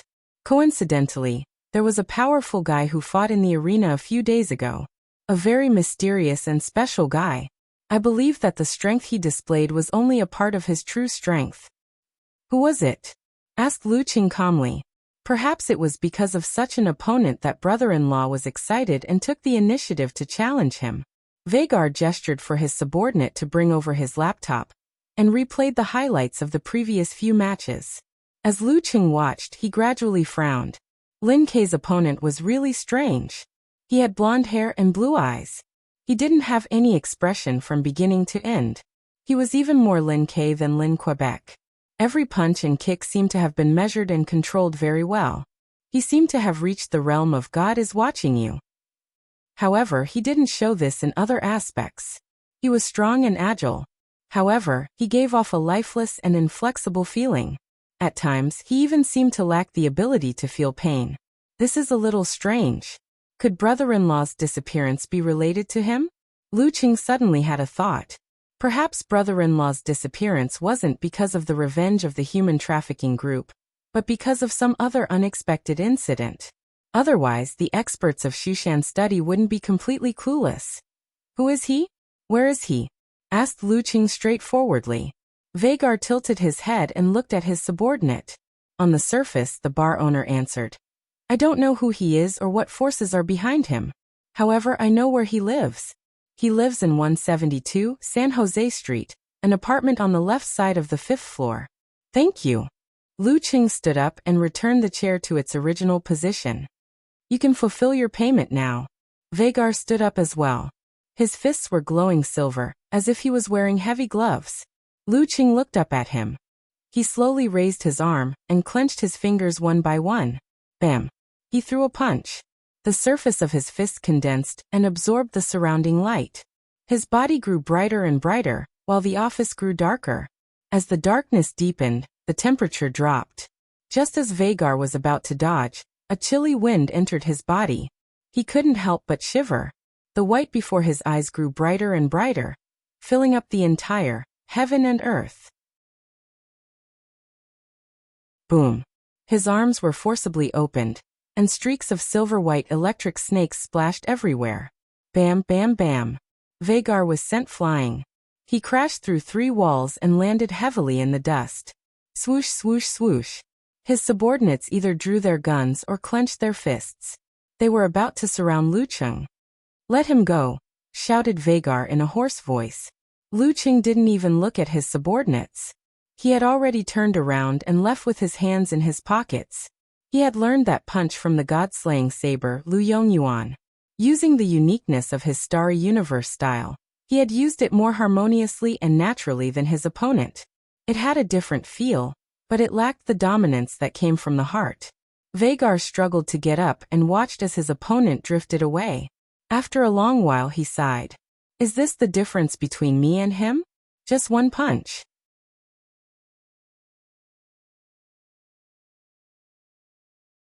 Chapter 654. After leaving Jinwale Bar, Luching didn't head straight to San Jose Street. He had been on the move for Lin Kei's matter and hadn't eaten or drunk anything. His mouth was dry and his stomach was growling. Although he hadn't lost his ability to fight, he wasn't in peak condition either. His next target was a little strange. He couldn't be sure what kind of danger was lurking. He had to be fully prepared. Looking at the darkening sky, he condensed a piece of ice crystal and stuffed it into his mouth. He melted it with his tongue. It was cold, refreshing, and nourishing at the same time. According to the map given by the military, there should be a small food market nearby. It's open from 6 to 8. Luching muttered to himself. He scanned his surroundings slowly but didn't find any restaurants. There were less than 5 shops on the entire street that were still open. He didn't turn back to look for Vagar. Following his memory and occasionally looking at the map, he circled around to a ruin that seemed to have been bombed by a plane. The faint light of dusk shone in, blurring the shadows of the people hiding in the shadows. The stall owners came one after another from all directions and took up their assigned positions. They were fully armed and loaded with guns, for fear of encountering customers who would take risks out of desperation. Luching looked as far as he could. He saw hardtack, small bags of flour, and cans with Chinese labels on them. "Can you give me 2 cans of beef?" A 17 or 18-year-old girl with messy hair walked past Luching and stopped in front of a stall owner with a full beard. She stared at the tin box like a hungry wolf that had finally found its prey and couldn't bear to look away. With Lucheng's hearing, it wasn't hard to hear the sound of her swallowing. The stall owner glanced at her and chuckled in broken English. "As long as you have Chinese or American notes, gold and guns." "I don't." The girl's voice trailed off. Then, as if she had made up her mind, she said, "I can sleep with you. Just 2 cans of beef." The stall owner sized her up and finally said, "Okay, but you have to wait until the end." Can you give me one first?" asked the girl anxiously. "Come over here." The stall owner pointed to the seat beside him. "You have to stay with me for 2 days." Okay. The young girl walked over and took an open can with her eyes shining. She didn't care about the knife and fork. Kneeling down, she reached out and grabbed a piece of oily beef, stuffed it into her mouth, and wolfed it down. The stall owner patted her chest and buttocks as if he was measuring the goods and nodded in satisfaction. Seeing this scene, Luching couldn't help but think of his cousins, Qi Yunfei, Chen Xiaoxiao, and Ma Shi. They were about the same age as the girl in front of him. They were busy with their studies. For a moment, Lucheng's emotions fluctuated as if there was something stuck in his throat. And the stall owner was stunned for a few seconds. Then he quietly brought out a thick, big and black calculator and pressed it for a long time before he got the answer. He took out his wallet and emptied it with cash. He also took some of the gold from the military to pay the bill. Taking the food wrapped in the old newspaper, he tore open a can of beef that wasn't self-heating. Just as he was about to enjoy it, the stall owner kindly reminded him, "This can taste better if it's frozen." The jelly formed by the gravy gulp. The Jinwale Bar on Tutton Street has a refrigerator and its own generator. You can borrow it if you pay a little. As he spoke, the stall owner couldn't help but lick his lips. Luching nodded slowly. Holding the old newspaper with the rest of the food in one hand, he quickly froze the can with the other hand. With a shake of his wrist, a piece of beef and the jelly formed by the gravy flew into the air and into his mouth. Not bad. Luching turned around and left while chewing. The stall owner was dumbfounded. Starting from the cold can, he wasn't a commoner who didn't know how to get food. He knew what this meant. This was the strongest of the strongest. Who would dare to take money from such people in the market? They wouldn't have the self-awareness to pay. This was the rule of Tignes, the universal rule. After a long time, he looked at Lucheng's back and then at his stall. He felt lucky. Lucheng found a random wall at the edge of the ruins and sat down. Without wasting any time, he started eating. When there were only 2 cans left, 5 packs of compressed biscuits, and 3 bottles of drinking water left, he wrapped them up again and walked out of the market.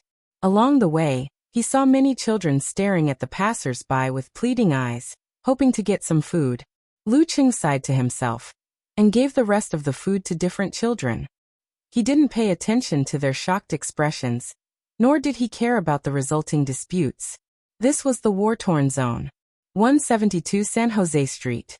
The entrance was riddled with old bullet holes, and the nearby glass windows were mostly damaged. With both hands in his pockets, Lucheng walked up the mottled stairs step by step. His posture was calm and his expression was relaxed, as if he was an invited guest. Since he had formed the ice heart, his mind could sense the situation within a dozen meters around him. 4 physical invulnerability experts, after connecting heaven and earth, their mind would definitely mutate and cover a wider area. Similar abilities were a common trait. However, for those who had cultivated the enemy heart freezing move, the effects would be clearer and the range would be wider. When he passed by the 5th floor, Lucheng didn't stop and continued to climb. Just as he brushed past the 5th floor, his heart lake reflected the scenes of the walls and the rooms. A tattered sofa, a table with all kinds of empty cans, some of which had not been thrown away for a long time and were even growing hair. No one here. Lucheng nodded thoughtfully. He made a turn on the 6th floor and returned to the ground floor. He stood in the shadows and watched the entrance. It was already late at night. The street was dark without street lights. Only the apartments on both sides were illuminated by candlelight. In China, such a street would have at least 2 barbecue stores, 1 braised food, 1 fried rice, and a 24-hour supermarket. The roadside would be filled with tables, aromas and alcohol bottles. Such a scene can't be found now. After all, for the sake of environmental protection, for the sake of green and peace in this world, there's at most a 24-hour supermarket. Lucheng leaned against the wall with his hands in his pockets. He thought about the deserted and dilapidated surroundings. It was the same sky, but a different life. After an unknown period of time, his eyes suddenly focused on the mysterious expert in the video. He was wearing a black trench coat. His face was expressionless, and his green eyes were like those of a wild beast. After watching him enter 172, Lucheng wasn't in a hurry to follow. He waited for a while before stretching his muscles, and decided to follow. At this moment, the mysterious expert with blonde hair and blue eyes came down again, and walked to the other end of the street. Lucheng's heart of ice was clear. He spread his spirit and followed him from dozens of meters away with his hands in his pockets. He also used the secret method of cultivation. He turned left, walked straight, and turned right. The mysterious expert with blonde hair and blue eyes didn't seem to notice anything unusual. 10 minutes later, he came to a ruin in the suburbs. He could vaguely make out the shape of a factory. The buildings had collapsed, and the steel was scattered. Suddenly, the mysterious expert with blonde hair and blue eyes turned around like a whirlwind. His cold eyes were fixed on Lucheng. He can even detect this? Sure enough, it's a little weird. Lucheng thought calmly. Whoosh. Whoosh. 2 people jumped down from the 2nd floor of the factory ruins. One was short, dark-skinned, with black hair and black eyes. The other had light yellow eyebrows and a single light blue eye. They either melted into the night or were muscular. They looked different, but they had the same temperament as the mysterious expert with blonde hair and blue eyes. Rigid, inflexible, not agile enough, strange and frightening. Seeing his companion blocking Lucheng's way, the expert with blonde hair and blue eyes said in a flat tone, "Detestable and troublesome stalker." After that, he looked at his 2 companions and continued in a monotonous voice.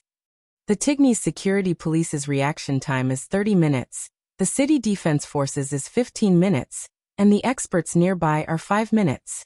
Number 4, Number 6, and the battle in 5 minutes. Number 4, Number 6? Lucheng frowned slightly.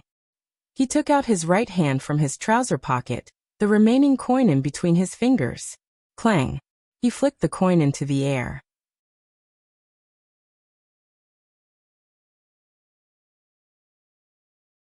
Chapter 655. Number 4, Number 6, and the battle in 5 minutes. As the mysterious expert's voice fell, his companion underwent a miraculous change. The short, dark-skinned man who seemed to have blended into the night began to swell up like a balloon. Silver electric snakes flowed out of every muscle of his body, condensing into a terrifying lightning spear in his hand, causing the surrounding weeds to tremble. He took a step forward and blocked Lu Cheng's path of retreat. He stretched his back and opened his arms, ready to throw the bright silver lightning spear. Pa, pa, pa. The one-eyed man's muscles and bones opened up. His right arm was as thick as a cannon barrel, making his body look abnormally deformed. He was half a beat slower as he approached Lu Cheng in a layered manner. He imitated the launch of a missile and threw out a punch. The mysterious expert with blonde hair and blue eyes stood opposite Lu Cheng. He raised his arms, thumbs against thumbs, index finger against index finger, forming a cannon muzzle. Blazing white light gathered within and circled rapidly. A dangerous aura spread out. This was an ability he had never displayed in the arena at Jinwhale Bar. It was an even more powerful ability. At this moment, a crisp sound rang out as a coin tumbled into the air. The three people surrounding Lu Cheng subconsciously raised their eyes to look at it, and the movements of their hands slowed slightly. Slowly, Lu Cheng moved his joints and took a step back. As he took a step forward with his left leg, he lowered his body and arched his back. The exaggerated bright silver lightning spear landed where he was originally standing, a few feet deep into the ground. Rings of electric arcs spread out in all directions. Boom! The blazing white light was like a laser beam, piercing through the night and Lu Cheng's afterimage. It hit a distance away, creating a powerful explosion. Bam! The one-eyed man's fist landed on the void above Lu Cheng, dispersing the airflow and creating a strong gale. The one-eyed man's eyes narrowed. He moved his shoulders, intending to change from a punch to a chop to beat his enemy. However, the moment Lu Cheng lowered his body, the surrounding temperature dropped instantly, turning darker than darkness. Stars leaped out one after another, warming up the area. Bam! He straightened his back, swung his left arm diagonally, and struck the one-eyed man's fist. The starry sky reflected on the ground instantly enveloped his opponent. Fundamental unique skill, Cosmic Phantom. Layers of cold turned into ice, sealing the one-eyed man inside, causing his expression to freeze. Whoosh! Whoosh! Round after round of stars flew over, one after another, densely packed. Rumble! Rumble! Rumble! Layers of flames overlapped, forming a huge mushroom and a cloud that spread out in all directions. Taking advantage of the chaos, Lu Cheng turned his waist and moved to the side of the short, dark-skinned man. Amidst the smoke and explosions, he clenched his right hand into a fist, covered in light purple, and punched out heavily. The short, dark-skinned man didn't panic at all, as if he had completely lost his emotions. He raised his left arm, bent his elbow, and met Lu Cheng's fist with a fluttering silver snake. The blonde guy didn't look at the one-eyed man's end anymore. Facing the enemy's back, he slid forward and threw a punch. The blazing white light formed a pincer attack. At this moment, the coin that had been bounced into the air fell into the range of Lu Cheng's mind. With a gentle tug, the Emperor Yan's fire force contained within suddenly exploded. Rumble!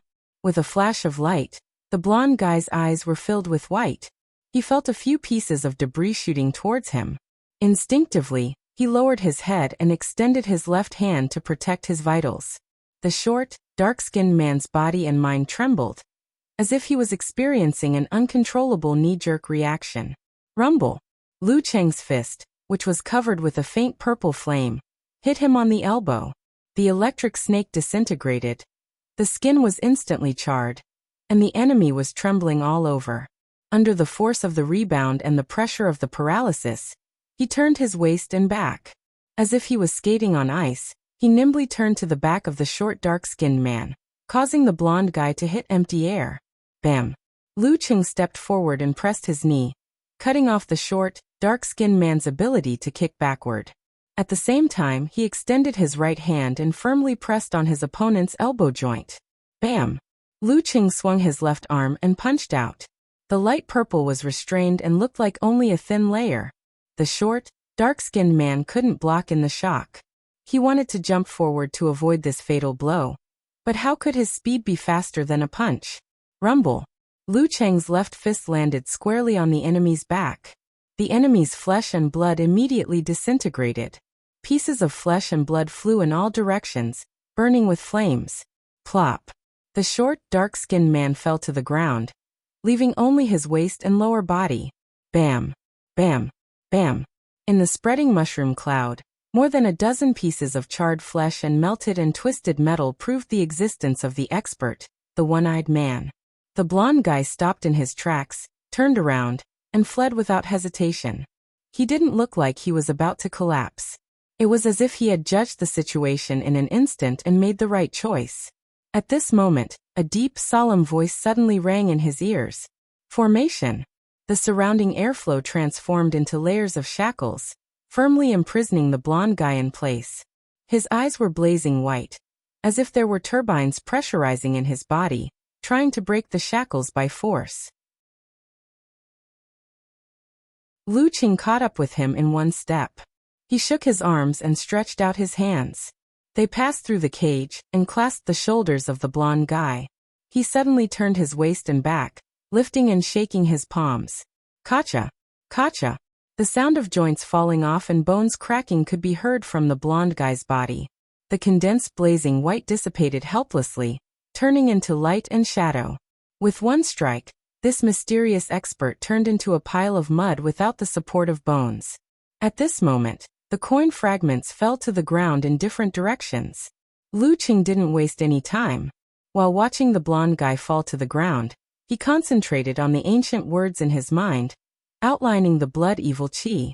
Army, he said coldly and sternly, imprinting a sharp and terrifying feeling on the unguarded mind of the blonde guy.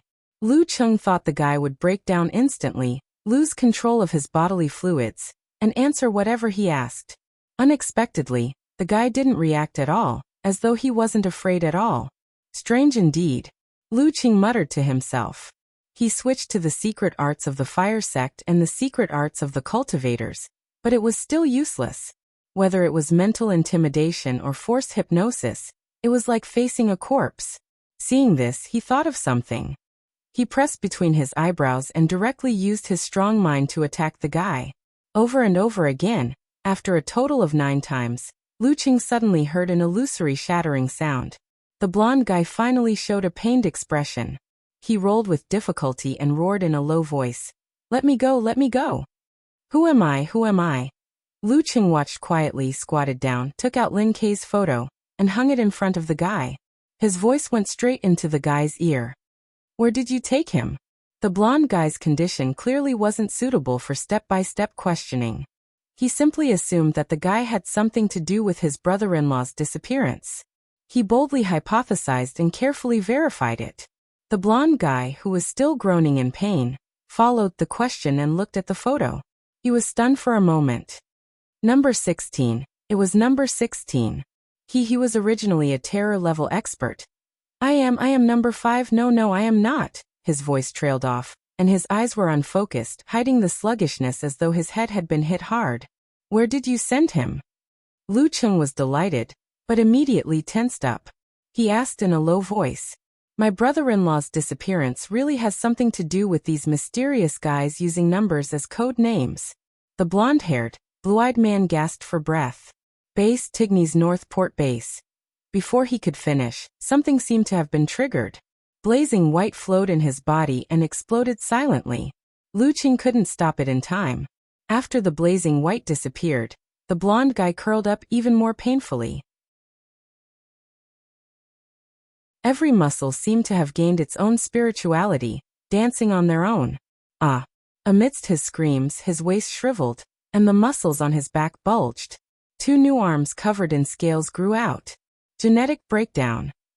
Lu Qing muttered to himself. He stopped trying to save the guy and gave him a quick death. After the blonde guy died, his muscles, tendons, and bones were still changing. But in less than a minute, everything turned into a bloody pulp.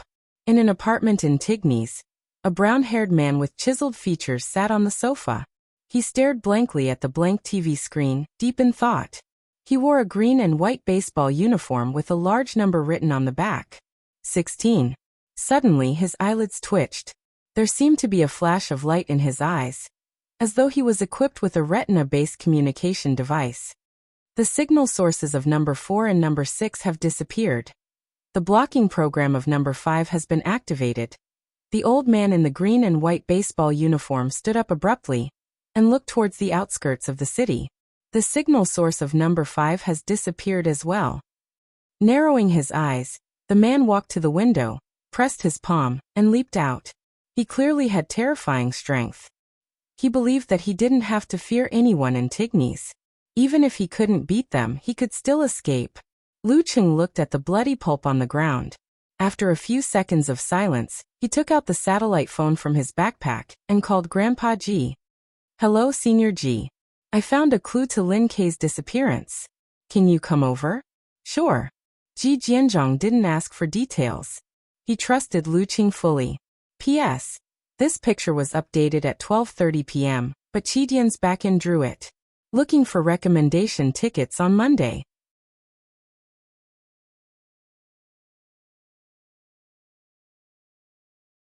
Chapter 656.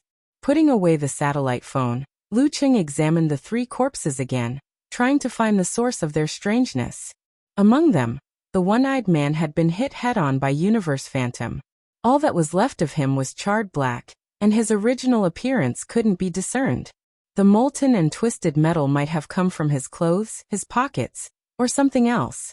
As for the blonde man, he was reduced to a pile of flesh and blood, making him easier to investigate than the other man who only had half his body left.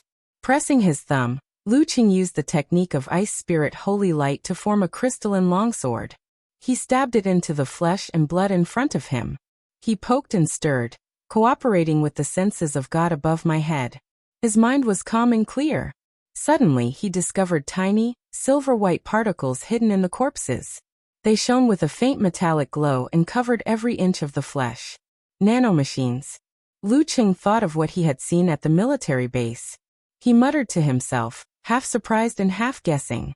From there, he considered more possibilities. Since the other party had this level of technology, the 3 enemies with numbers as code names might have other devices on them. Perhaps their deaths would be detected in another way. As these thoughts flashed through his mind, Lucheng surveyed his surroundings and retreated to the factory ruins 20 to 30 meters away. He hid behind a half-collapsed wall with reinforced steel protruding from it. He withdrew his qi and blood, activated his secret technique, and leaned against the wall like an invisible person. Using the reflections of the shattered glass and the vision of God above my head, he monitored the battlefield. He suspected that the people from the mysterious organization already knew about the incident here, and would most likely come to investigate. Therefore, he didn't want his presence to cause the other party to retreat and cut off the clues. In the information provided by the military, there was no mention of North Harbor Base. If Kuka's grandparents arrived first, he would give them a heads up and ask them to hide as well.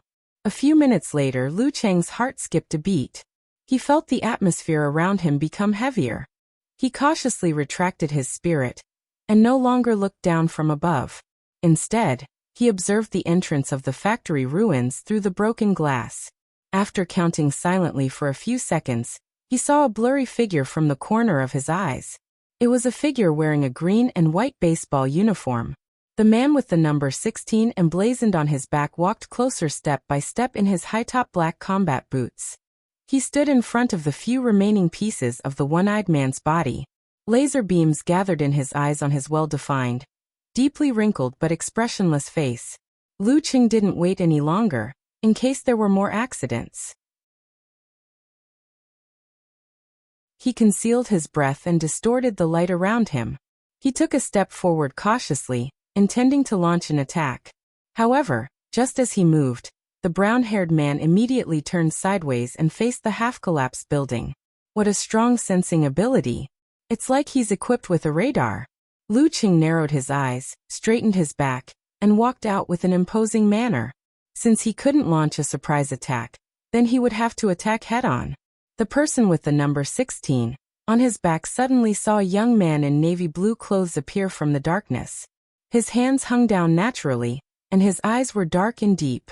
His footsteps were neither too big nor too small, neither too light nor too heavy, as though he was stepping on his own heart. 1 step, 2 steps. Number 16 felt his surroundings become more distant and blurry. He felt as though he had been forcefully pulled out of this world and was floating alone and helplessly in the boundless starry sky. His surroundings were as dark as a curtain, dotted with diamond-like stars. It was dreamy and grand, making all living things seem exceptionally small. His opponent stood in the middle, his navy blue eyes deep and profound, as though he was a god who controlled the universe and looked down on all living things. Around him, a scarlet-red halo first appeared, flying in an ellipse with the longest trajectory. Immediately after, a faint purple halo shone above his head. A golden halo hung behind his head, and a blazing white and light blue halo formed a circle, sometimes on the left and sometimes on the right. It wasn't until the sense of danger hit him that number 16 came to his senses. He realized that he was at a disadvantage in the mental battle and the exchange of auras. As a result, he missed the best opportunity to attack when his opponent wasn't ready. He didn't have emotions, but that didn't mean he didn't rely on his mental strength or other methods. His eyes unwavering, number 16 raised his hands coldly and opened every pore on his palms. Pure and dazzling light gushed out. The light gathered in an instant and blasted out with a boom. Like two long dragons crossing the darkness, they opened their mouths and swallowed the stars. At the same time, number 16 swung his waist and back, dodging to Lu Cheng's side with a bang. He lifted his thigh, hurriedly swung his knee, and shook his ankle. He forcefully kicked out a crescent-shaped blade light, silently slashing at his opponent. He had completely displayed the strength of a terror-grade expert. In his eyes, Lu Cheng seemed to have anticipated this. With a simple sidestep, he dodged the laser cannons, causing them to fall into the ruins of the factory behind him. They pierced through layers of half-collapsed walls, causing the tottering buildings to collapse with a boom. With this as a backdrop, his opponent shook his right arm and turned it into an iron whip, ruthlessly lashing out at him. The blazing white, faint purple, and other fireballs danced and gathered, smashing down as well. He didn't care about the crescent. A dark green light flashed in number 16's eyes. He bent his waist and bounced to the side. As though there were springs under his feet, he flew higher and higher. Seeing this, Lu Cheng abruptly stomped his feet into the ground. This caused his knees to straighten and his back to rotate rapidly. Like a spear, he pressed his tail and turned his whipping right arm into an upward swing, causing the gathered 5 flames to rise gradually. Attracted by the heavy virocana, the crescent moon distorted and collapsed. When it landed on Lu Cheng's body, it only managed to cut through the layer of crystalline ice. The 5 flames shot out rapidly and chased after number 16 into the air. Rumble! A huge blazing white fireball bloomed in the air, spraying flowing magma and brilliant fireworks in all directions. The intense light engulfed number 16 in an instant, and the terrifying sound shattered the remaining glass on San Jose Street. Strong winds swept and danced, sending sparks flying. Number 16's figure appeared high up in the air. His clothes were in tatters, his pants turned to ash, and his body was charred and dented. If he hadn't used the beam shield at the last moment and teleported to avoid the core of the explosion, he would have been severely injured at the very least. At this very moment, number 16 was hovering in the air, showing no signs of descending. One of his abilities was flight. The flight of a physical invulnerability expert. Lu Cheng had locked onto him and suppressed him mentally, so he couldn't immediately rise into the air. He was afraid that the slightest movement would cause him to be struck by lightning. He could only take the initiative to attack and create an opportunity. This way, he would be in a position where he had no chance of losing, and could also exhaust his opponent's terrifying killer move. He didn't expect his opponent to control the 9 rotations of 5 flames so well that he could change his move halfway. Number 16 pressed his right hand against his left palm and extended it forward. A dark green light flashed in his eyes as he locked onto Lu Cheng's figure. Mortar. Modified. Boom. A blazing white beam shot out from his left palm and blasted towards Lu Cheng on the ground. Boom. Boom. Boom. One after another, the blazing white beams shot out, covering the surrounding area as though they were plowing the ground.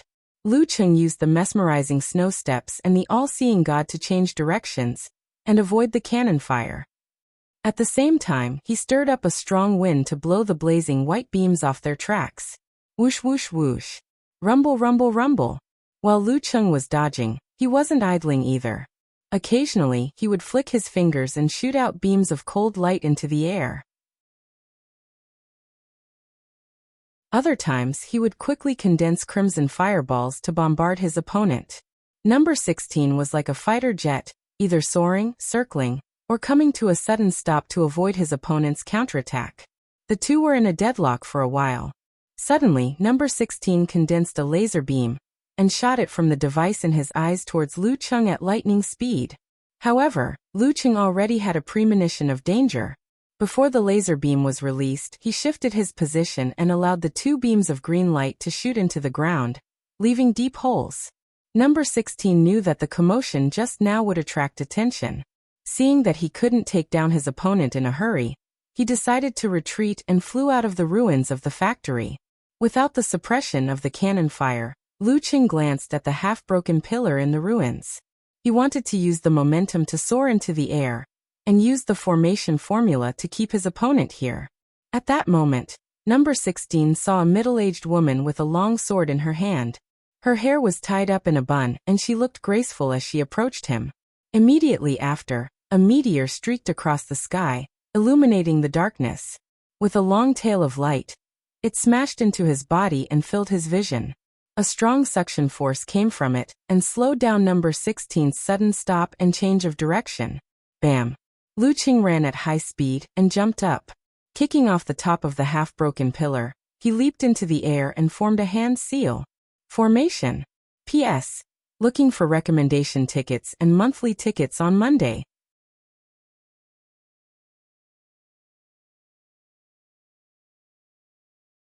Chapter 657. Number 16 was already having trouble changing directions, due to the strong attractive force. Now that the formation was on him, he froze in midair and could no longer avoid the brilliant meteor, with a tail of light. All he could do was drive every cell in his body to produce a repulsive force that converged into an indistinct light shield. With a whoosh, the meteor grew larger and larger. Its surface burned with flames due to the high-speed friction with the atmosphere, bursting into an even more dazzling light. Only when it was within reach and was about to touch number 16's body did number 16's pupils reflect the man and the sword. Boom! The meteor swallowed the enemy in its brilliance. The flames rolled back and bloomed layer by layer like a blooming red lotus, beautiful but dangerous. The sixth move of the fighting sect, Flame Meteor. Whoosh! Whoosh! Whoosh! Whoosh!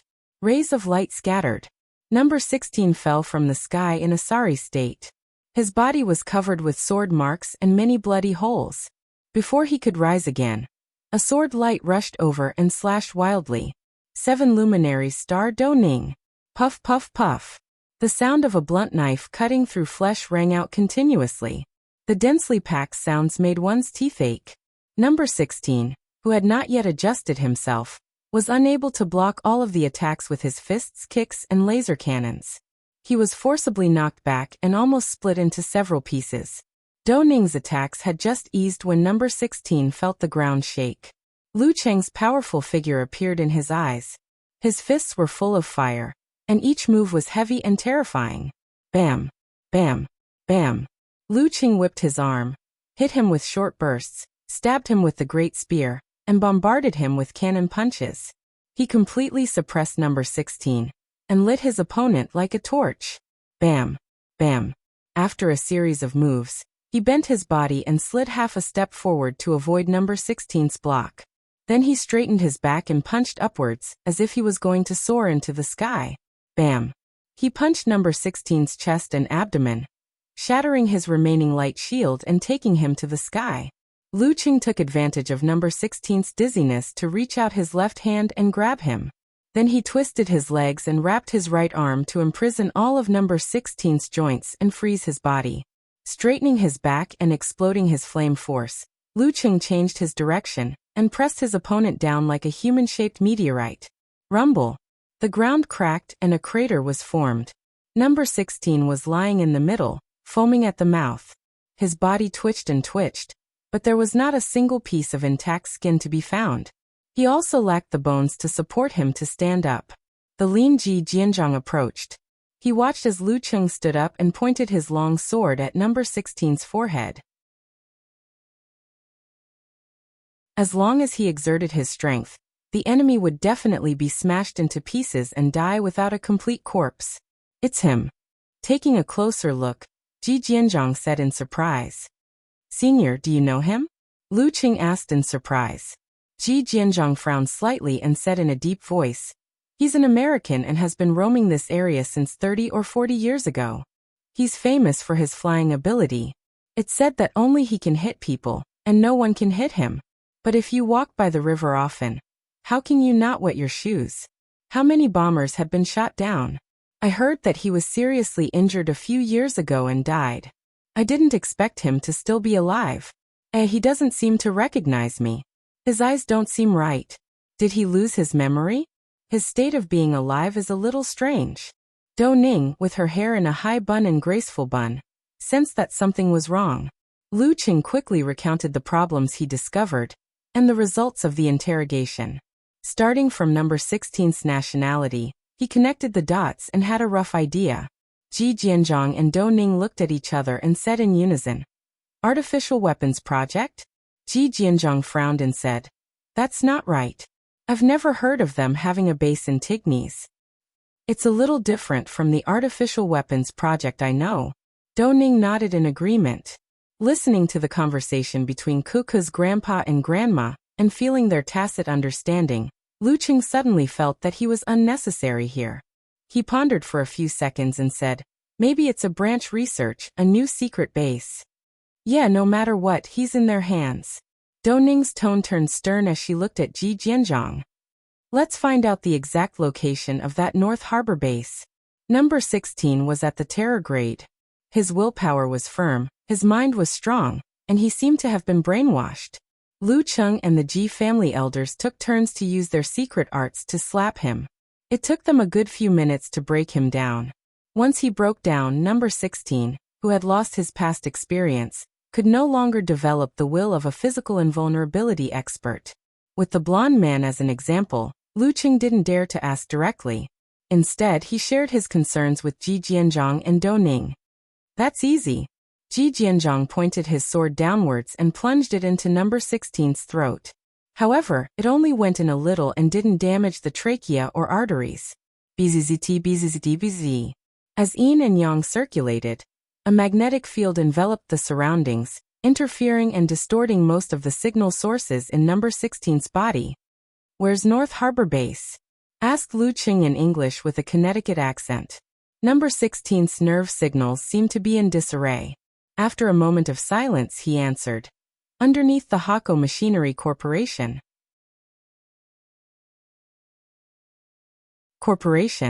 A joint research project between America and Japan.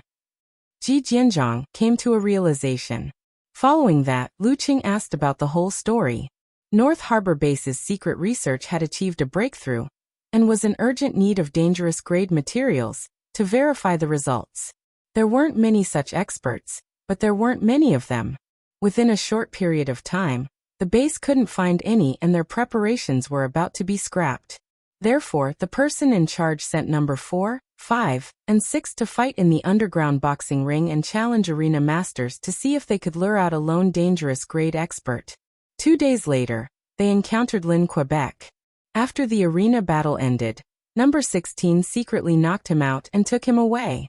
After he was sent back to the base, due to the lack of accurate information, they assumed that this dangerous grade young man didn't have a powerful background. Therefore, they happily put Lin K on the experiment table. Also, according to number 16, there were still number 17 and 18 in the base who were more powerful than him. Ji Jianzhang retracted his sword with his right hand, extended his left palm, and grabbed number 16 out of thin air. He sighed in self-reproach. We were all prejudiced by first impressions and thought that it was the revenge of the human trafficking organization. In the end, it was just a coincidence. No wonder we couldn't find any clues and let Kair suffer. As he sighed, he looked at Lu Cheng and nodded gently. It's all thanks to you. Let's go. I want to see what they're researching, said Do Ning with a cold face. no longer as elegant as usual. Lu Qing didn't say much. He followed behind the old couple and left the factory ruins on the outskirts of the city. They arrived at Tigny's North Harbor. This place was backed by a large river and was an important node for the transportation of many resources. Even in the middle of the night, lights and neon lights could be seen. It was a stark contrast to most of the areas that lacked electricity. The corporation that number 16 mentioned was located near the warehouse area. It was a small 3-story building on the outside, but underground was a large experimental area. Those who disguised themselves as security guards were all elite special forces soldiers who had seen blood. However, in front of 3 physical invulnerability experts, they couldn't resist at all. Before they could even react, they were crushed by Lu Cheng's simplified army formula. Snot and tears streamed down their faces as they didn't dare to make a sound. Without wasting time dealing with this group of people, Ji Jianzhong found the entrance to the underground. Lifting number 16, he opened the door with his iris. As soon as the door opened a crack, Ji Jianzhong leaped into the room like a shooting star. Along the way, he swung his sword at one guard after another. Dou Ning held her sword and stood at the side, guarding against any accidents. Lu Cheng, who seemed redundant, was at the back. He bulged his muscles and destroyed part of the door's mechanism, making it unable to close again. He was afraid that he would be trapped underground and get hit by a huge bomb in an enclosed space. Thump. Ji Jianzhong stopped at the end of the tunnel. The guard who was first hit by his sword had just fallen to the ground. Dou Ning left one alive to destroy his mental state. She asked if there were any experiments tonight, and where they would be held. Currently, the focus of the North Harbor base was on the matter number 16 mentioned. Wherever there were experiments, Lin Ke would be there. Turning into the inner path of the base, the Ji family's 2 elders attacked together and separately. They didn't let a single obstacle delay their journey, nor did they give the other party a chance to trigger the alarm. As the sword light moved further and further away, the figures gradually fell. Lu Cheng, who was following behind them, felt like he was watching a movie. Along the way, Ji Jianzhong used number 16 to complete all the doors that required identity verification. 3 minutes later, they finally saw the main laboratory and the rigid mighty ones guarding outside. They wore armbands with 8 and 10 written on them. "You go in first." While Ji Jianzhong was transmitting his voice to Lu Cheng, he threw number 16 at the door to attract the attention of the guards. Whoosh! Sword light flashed. 2 shooting stars whizzed out and slashed at number 8 and 10, completely enveloping them. Lu Cheng, who had been ready, pounced at the door, grabbed number 16 in midair, and sent him to the verification area. Beep, beep, beep. The heavy doors separated. Lowering his waist and tilting his shoulder, he rammed into the door, not giving the person inside a chance to react. Bam! A hole appeared in the metal door, and the alarm rang throughout the laboratory. As soon as Lu Qing entered, his ice heart immediately shone on his surroundings. He locked onto Lin Ke, who was pinned to the metal bed. His face was contorted in pain, and his body was full of instruments. Parts of his body were exposed to the white bones and bloody flesh. Next to him was a man holding a cutting knife and wearing a lab uniform. Anger rose in Lu Cheng's heart. He arched his back, lowered his hands, and shook his wrists to the sides. A cluster of light purple flames flew close to the ground, silently igniting the devices and the bodies, causing them to scream in agony. On the other side, a cold light moved forward, freezing several lab members from the soles of their feet to their heads, turning them into ice sculptures. Bam! Lu Cheng stirred up a strong gust of wind and used ground shrink to rush to Lin Ke's side. Only then did he secretly heave a sigh of relief. The remaining lab members were scared out of their wits and hurriedly retreated. Ji Jianzhong and Dou Ning took care of number 8 and 10 outside, and entered one after another. Suddenly, a mellow voice rang out. "Looks like they've made a mistake and offended someone they shouldn't have." Lu Qing followed the voice and saw a woman with snow-white skin and shoulder-length black hair. She was sitting leisurely on a lab table, wearing a black casual jacket with decorative numbers on it. 18. Noticing the intruder's gaze, the woman didn't show any signs of rigidity. She smiled in fluent Chinese and said, "Luckily he's still alive." Mistakes can still be made up for. Gentlemen, it's better to squash enmity than to keep it alive. Why don't we discuss how we should apologize and make amends? P.S. Looking for recommendation and monthly votes on Monday.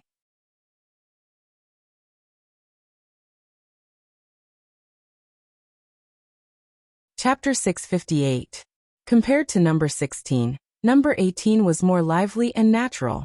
She smiled before speaking and didn't look like one of the test subjects at all. If they had met elsewhere, Lu Cheng would definitely have noticed the strangeness and uniqueness of number 4, number 6, and even number 16. However, he would most likely have treated number 18 as a normal physical invulnerability expert. Perhaps this is why number 16 thinks she's stronger. With an elder by his side, Lu Cheng didn't act on his own accord despite his anger. Instead, he thought of other problems to maintain his ice heart. Hearing number 18's words, the lean and elegant Ji Jianzhang looked deeply at her. He glanced at Lin Kei from the corner of his eye and laughed. I haven't traveled in Jianghu for many years. Looks like everyone in this war-torn zone has forgotten the name of the heaven-leaning sword. Let's have a discussion. We'll consider how to apologize and compensate you after this. As he spoke, his smile faded and his tone turned sinister. At the last word, he flicked the tip of his sword. Clang! A dragon's roar soared into the sky and reverberated throughout the entire main laboratory. It shook the ears of the remaining researchers in protective gear, and immediately plunged them into a world of silence. The sound of the sword entered their ears and a radiance erupted. Thin rays of light first sprang up like a fountain and then sprinkled down, covering number 18. It had a strong suction force that made it difficult for the enemy to move. Some even wanted to throw themselves into the trap like moths to a flame. The yin-yang magnetic ray sword. The sword cuts the body and the magnetic field destroys the instrument. This was the most effective way to deal with the products of man-made weapons projects. However, number 18's thoughts and reactions were like those of a normal physical invulnerability expert.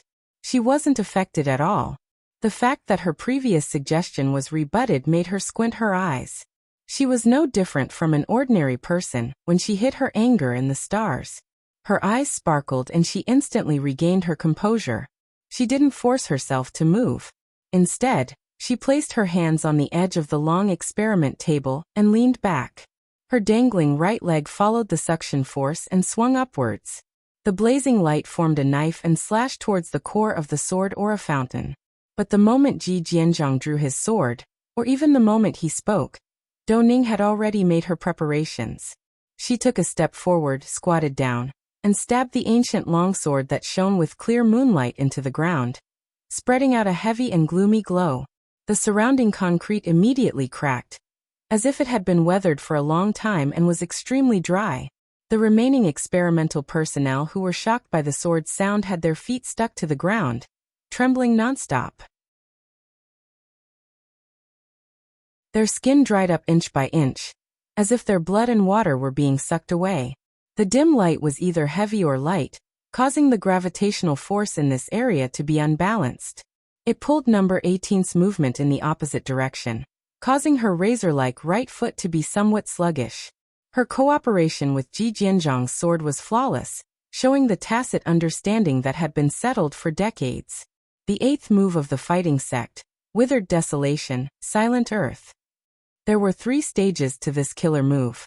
First, it would extract the surrounding water, including the ground and the living beings that were attached to it.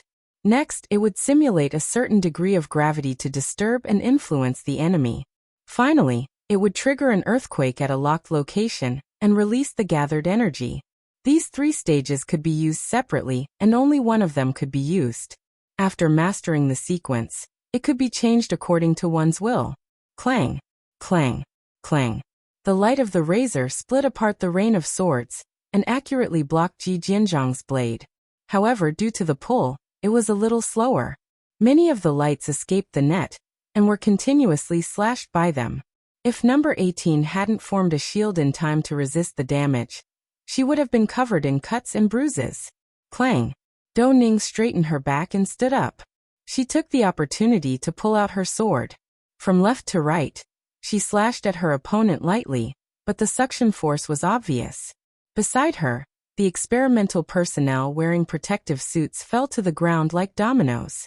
Their faces were filled with fear, like specially made dried corpses. Ji Jinzhong's wrist shook. His long sword was half-hooked. From right to left, it was so heavy that it felt like he was carrying 1,000 kilograms of weight. However, it felt like he was pushing someone. One sucking and one repulsing, one pulling and one pushing. The two sword techniques complemented each other and enveloped number 18.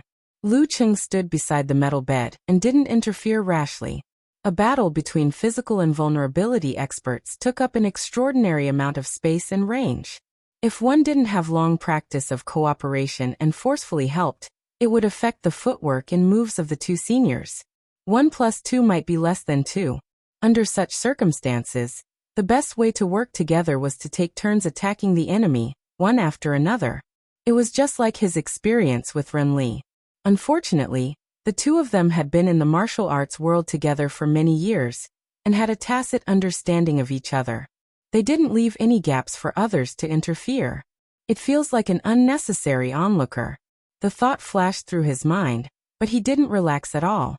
Since number 18 is here, what about number 17? What about number 17, whom number 16 thought was stronger than him? Is he also in the base and rushing over after hearing the commotion? Or is he hiding somewhere, waiting for a chance to deal a fatal blow? With such concerns hanging at the back of his mind, Lu Cheng completely gave up on the idea of attacking number 18. While blocking the aftermath of the battle between physical and vulnerability experts to prevent the immobile Lin Ke from being accidentally injured, he used the ice heart to reflect his surroundings and check on his brother-in-law's condition. Lin Ke's pain eased, and Lu Cheng's figure was reflected in his slightly cloudy eyes. He was stunned for 2 seconds before he remembered who he was.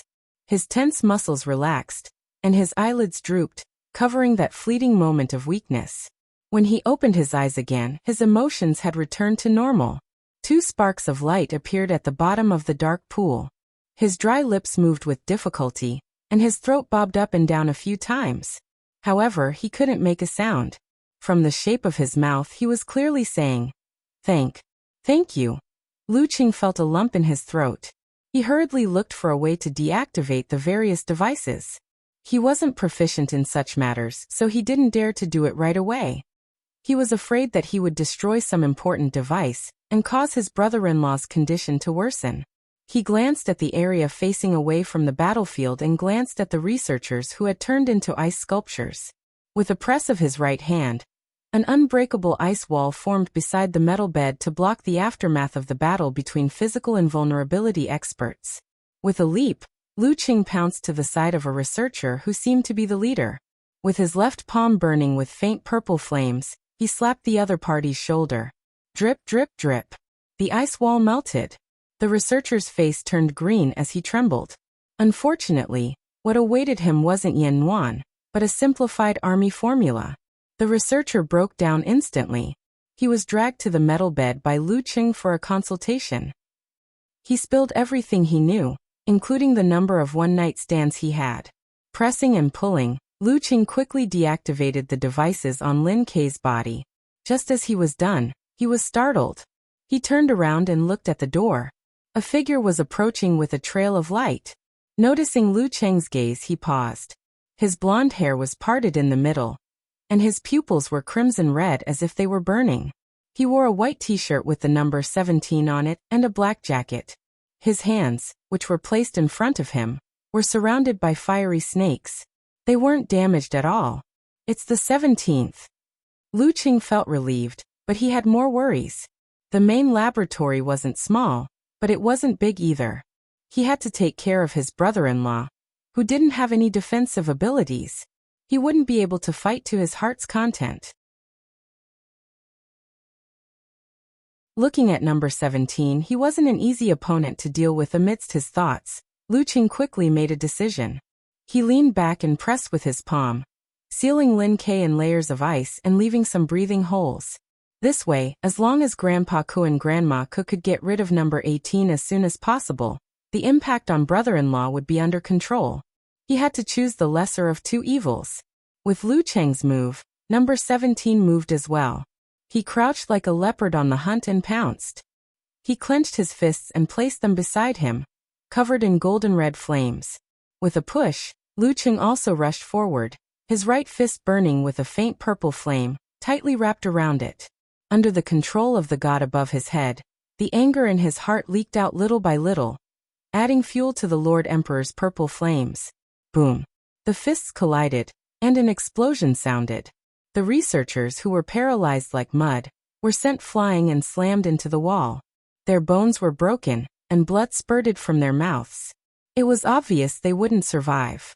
Lu Cheng didn't have the slightest bit of sympathy for this kind of people who experimented on innocent and involuntary people.